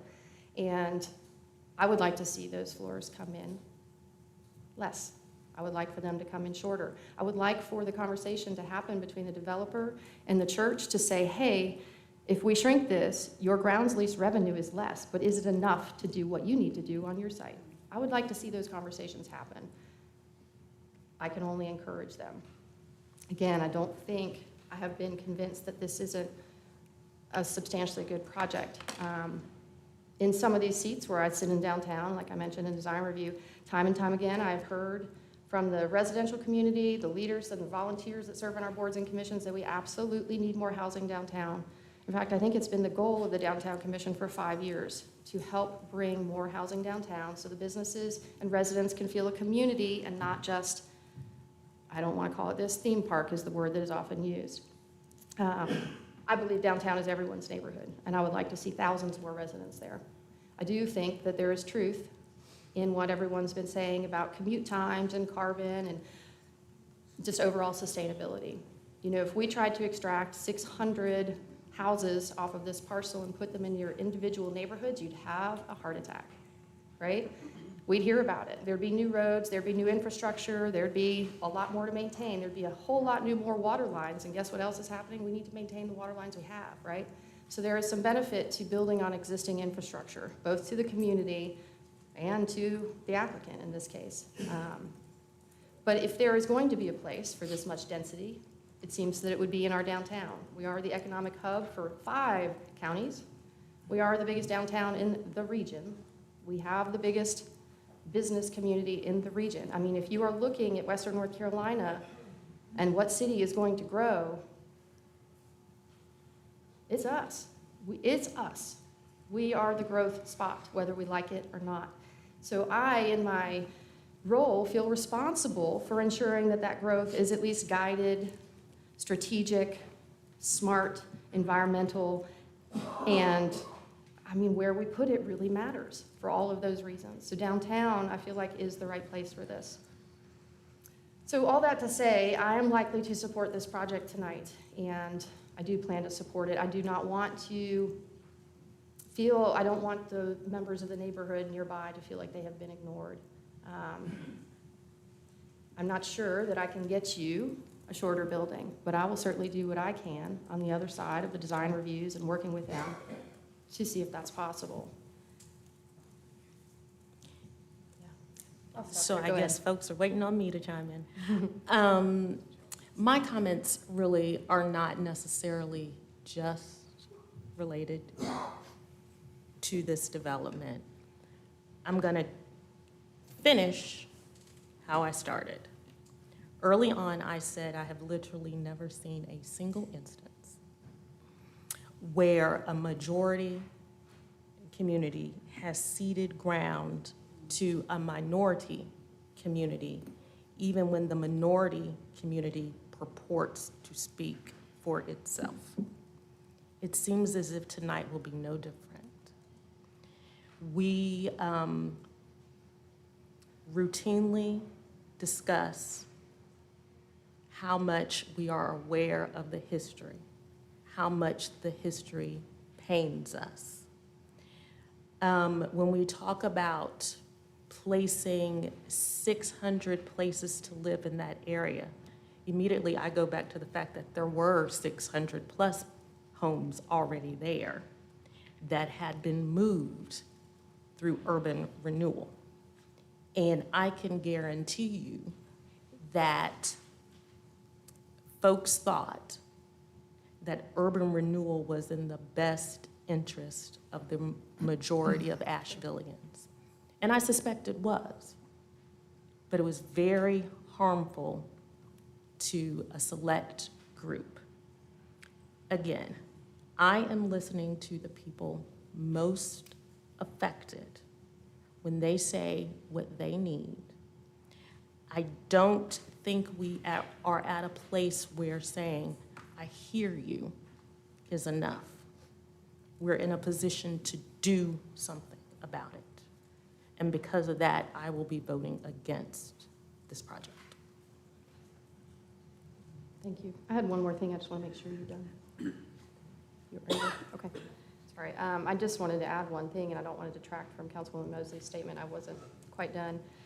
I wanted to share one more perspective that maybe even my fellow councilwomen don't have, in that because I sit on these design review boards and downtown commission and review all these other hotels that are smaller and don't come to us, I want to share that this year, I think it's in the last 90 days maybe, we have reviewed 6 hotels on one street in downtown, Carter Street. 6 hotels are slated to come to Carter Street. In fact, my understanding is a 7th one is coming right behind it, another 2 weeks. 7 hotels on one street. I don't feel real good about that. If we were standing here talking about 19 or 20 stories of housing, I don't think there would be this much angst in the room, and I would be 100% on board. But we're not. I understand that there are complicated finances and that this hotel may be the thing that gets it across the line financially. But I will tell you this, of the 6 other hotels that I have reviewed, none of them do any of this kind of visionary work. None of them offer any community benefits like this. So if I'm having to choose, if I know that the demand for hotel rooms in this city is not going to stop, and they're going to be built somewhere, and I'm having to choose between 6 standalone buildings that are just hotel rooms of visitors and this kind of hotel, then I'm on board for this. I prefer this to what we're seeing on Carter Street. And I wanted to share that perspective because I know that not all councilwomen see all those hotels, and they're frankly not attractive, and they don't have partners, and that's what we're gonna get. Luckily, it's not displacing a neighborhood. But that's it for me. Hurry up. Okay. I move to approve the conditional zoning request for the properties located at 1 Oak Street from Central Business District to Central Business District expansion. Conditional zone CBD EXP-CZ, and find that the request is reasonable, is in the public interest, is consistent with the city's comprehensive plan, and meets the development needs of the community in that the request, 1, provides infill development in targeted growth areas, 2, increases supply of affordable housing in proximity to schools, transit, and parks, and 3, expands bicycle facilities and remove gaps in the city's bicycle network. We have a motion. Do we have a second? Y'all aren't feeling so excited. I'll second. All right, we have a motion and a second. Any other questions or comments? Everybody ready? All right. So for Maggie's sake, all those in favor, please raise your hand.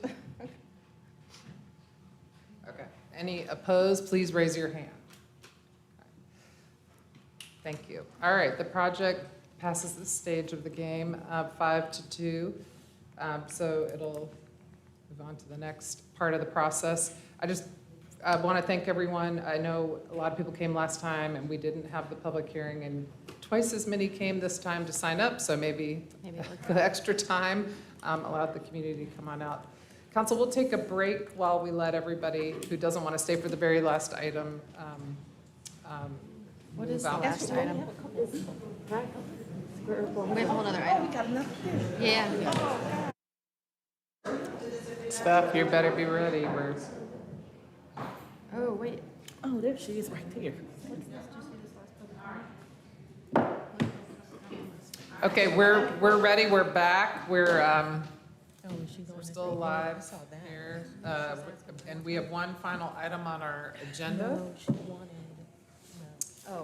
which is a resolution to adopt the Pack Square Plaza Vision Plan. And Stephanie Dahl. How tall is it?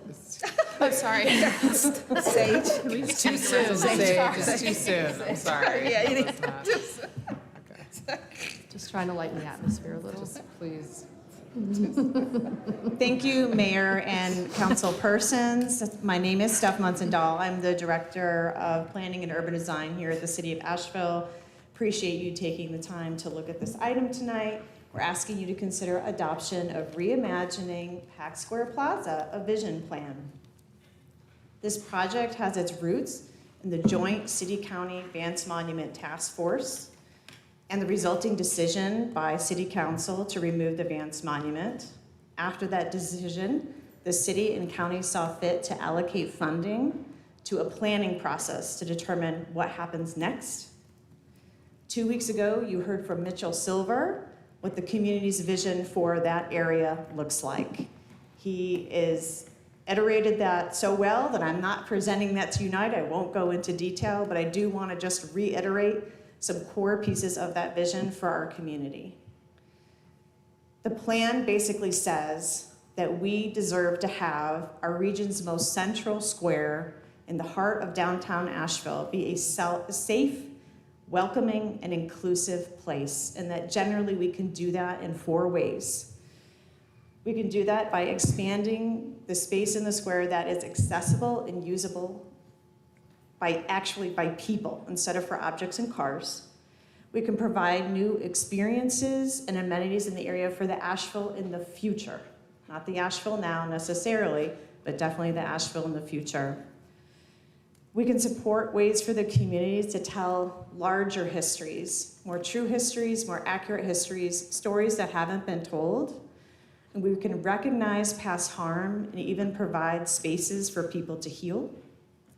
And lastly, the plan envisions an exciting new connection between Pack Square and the block, a historic, eclectic, and wonderful neighborhood that is just right down the street, 1 block away. So I wanted to comment on 3 things that you may be thinking about regarding the adoption of this plan or any plans in the future.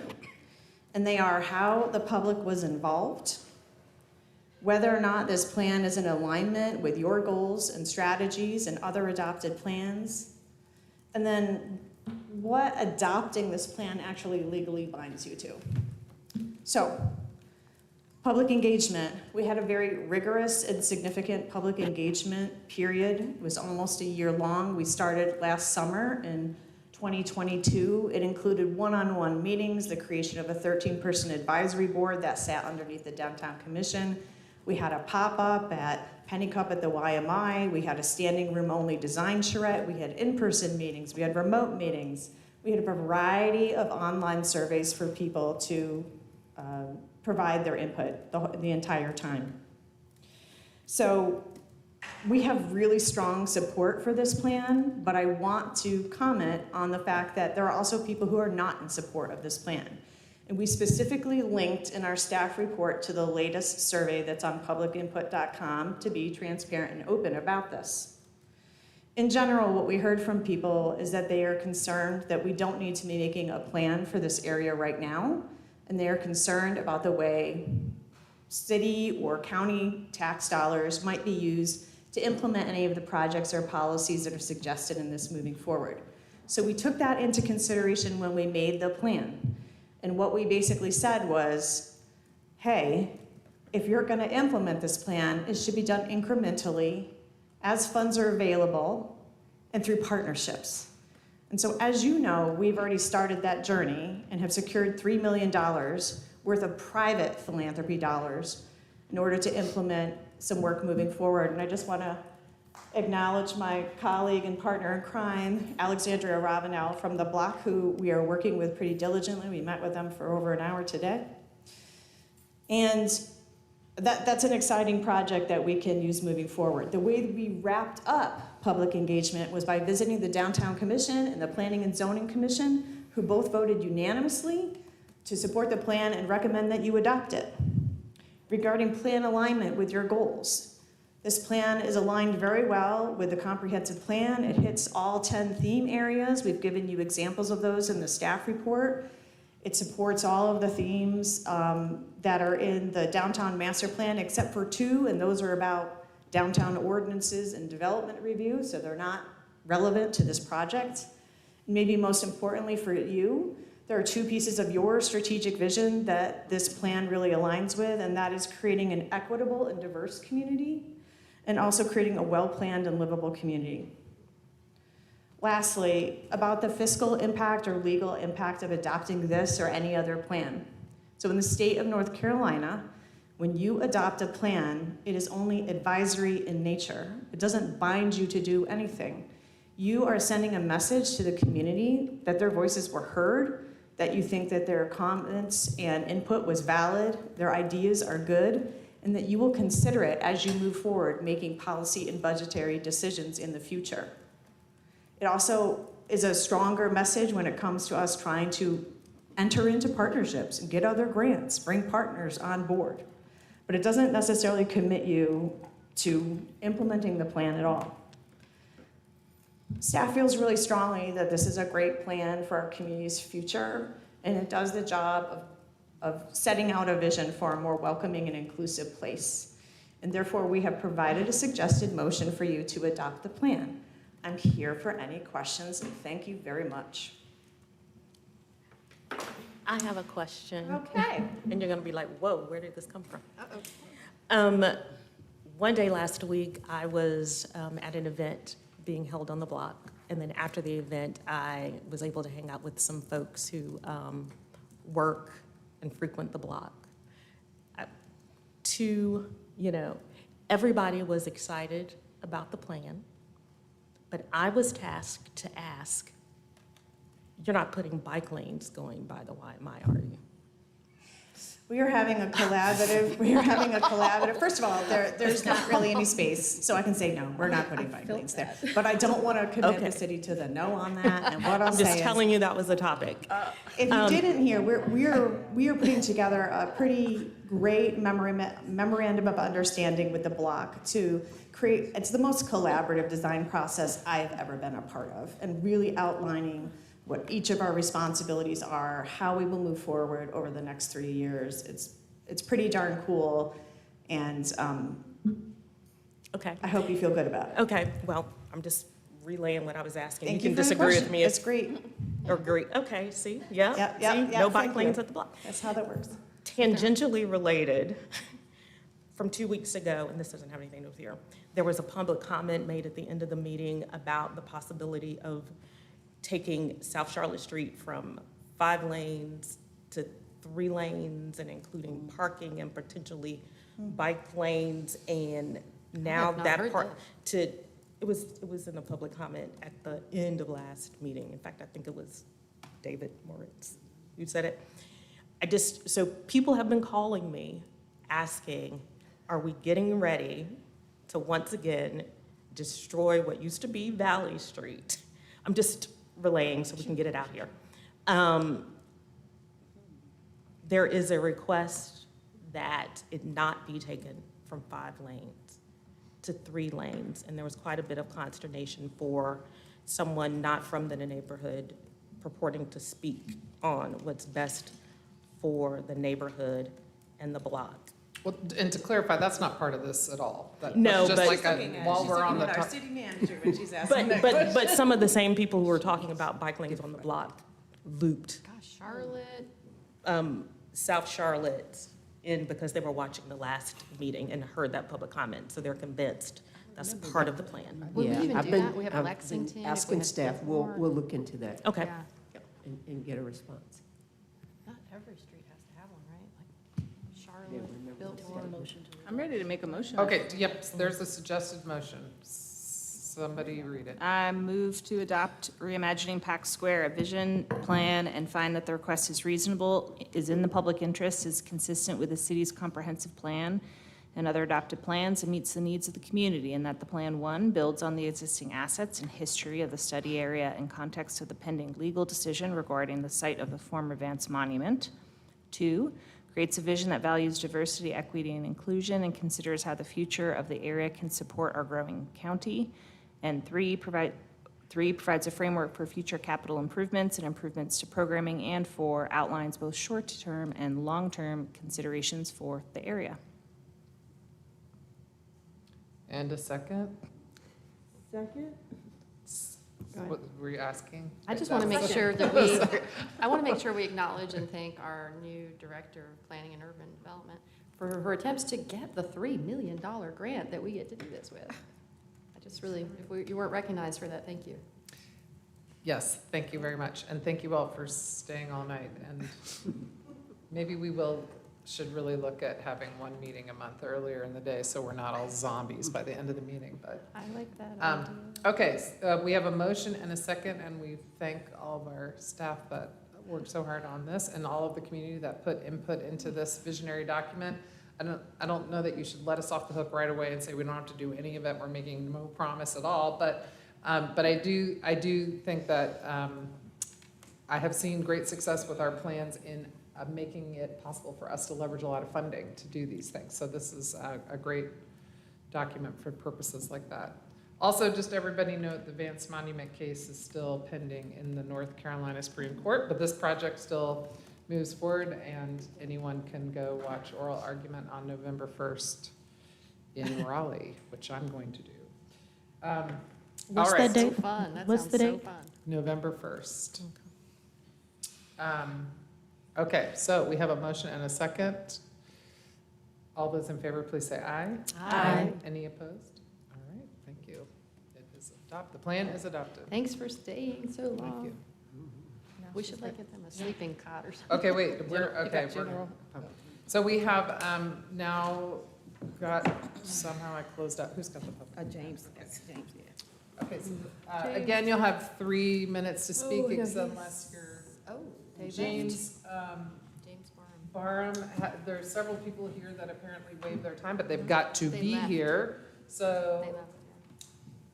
You only have 3 minutes. do you have anybody here who's waiving their time to you to speak this evening?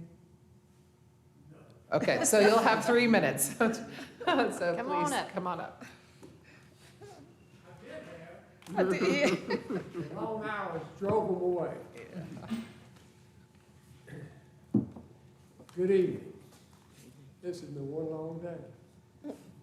A lot longer for you than it has been for me. Thank you for the opportunity to speak. My name again is James Barham. I represent Medicare for All Western North Carolina. And this is the same subject that I came to you with 2 meetings ago. And that is, we have a resolution that's been submitted to you. We hope you will pass. And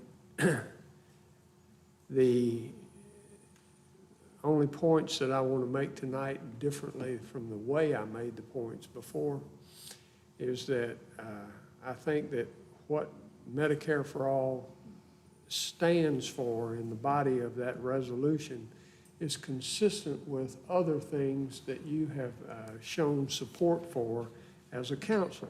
Particularly the 2 that I'll mention tonight are reparations and homelessness.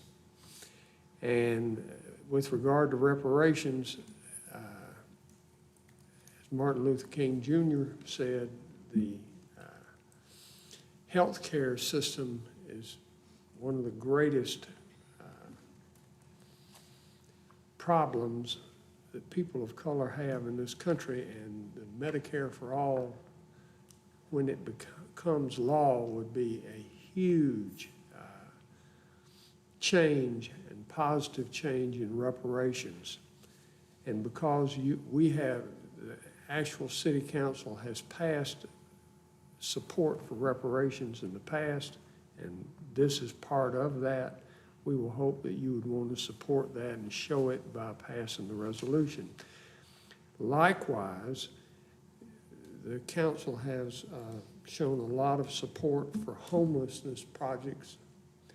And one of the biggest causes of homelessness is medical debt and subsequent bankruptcy.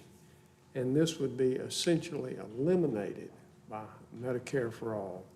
And so in the same way that you're trying to do your best to help with homelessness, and we see that Medicare for All is a great prevention of homelessness, again, we would hope that you would pass this resolution.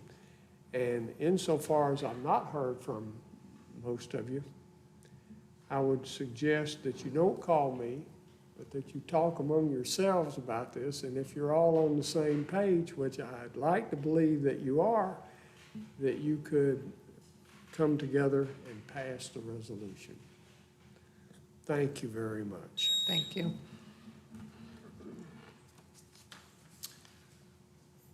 Well, if we don't have a government shutdown on Saturday, maybe they'll pass some legislation. All right, we have next person to sign up to speak is Jonathan Wainscott. Maybe setting up a presentation for me. Thank you for all the extra time this evening on the previous discussion, allowing everybody to talk. All right, my name is Jonathan Wainscott. I take a little trip back again to 1900. This is in reference to the campaign to bring forth the literacy test in the North Carolina State Constitution. And I'm kind of addressing reputational harm, as Dr. Mullins was talking about it in the reparations process. And the newspaper of the day, the Asheville Citizen, now Citizen Times, is constantly putting out advertisements and reports about this, and this includes information that tells us that Judge J.H. Merriman and the Honorable W.T. Crawford and Charles A. Webb would all be addressing people here in Asheville about the issue of white supremacy, and this at the end of this little write-up by J.D. Murphy. It says, "Let all people who believe in the supremacy of the white race be present and manifest their purpose to make white supremacy permanent in North Carolina." And these people have, kind of did that because this amendment is still in the North Carolina Constitution. It's not effective, but it's still there, like a Klan robe in somebody's attic. It needs to be removed. And here was a little write-up about some speakers, the Young Men's Club, again, J.H. Merriman and J.G. Steichleather. I believe he became a mayor here. The regular meeting of the Young Men's White Supremacy Club was held in the courthouse last evening. The attendance was much larger than the previous meeting, and we have President Harold Johnson breaking it down for all the people. And these are marshals in the white supremacy parade that wanted their values to be permanent here in North Carolina. And so, let's call them out. We got N.A. Penland, John Powers, J.S. Wells, Mark Culbertson, A.F. Walton, R.V. Wolf, T.J. Carlin, Pink Morris, George Sluter, Cans Morgan, W.T. Ray, Buford Early, J.M. Lynch, Matt Searcy, Eugene Cunningham, Marsh Orr, D.G. Nolan, W.P. Brown, Jed McKinney, Jim Lee Williams, S.T. Dorset, H.C. Jones, T.B. Haynes, F.B. Atkinson. Is there an Atkinson Street in town? W.N. Cooper, Joe Redmond, Alfred Walker, Harry Martin, J.R. Reynolds, George W. Langford. I'm not going to have nearly enough time to get to all this. The gentle showers have fallen. The thirsty earth is made glad once more. Next Thursday, there will be a shower of white supremacy ballots that will drive away the drought of Negro domination and make the hearts of white people of North Carolina happy over and over and over and over again. This is the reputational harm that happened in 1900, and our Vance Monument was built in 1898. And if you want to carpool with me down to Raleigh, I'd love to go to that meeting with you. Esther, y'all have a nice night. I couldn't get through it all, but there's a bunch of names of white supremacists that ended up being aldermen and worked in city government back in the day. Thank you. Okay, we are adjourned. Were you right? What'd you say? I see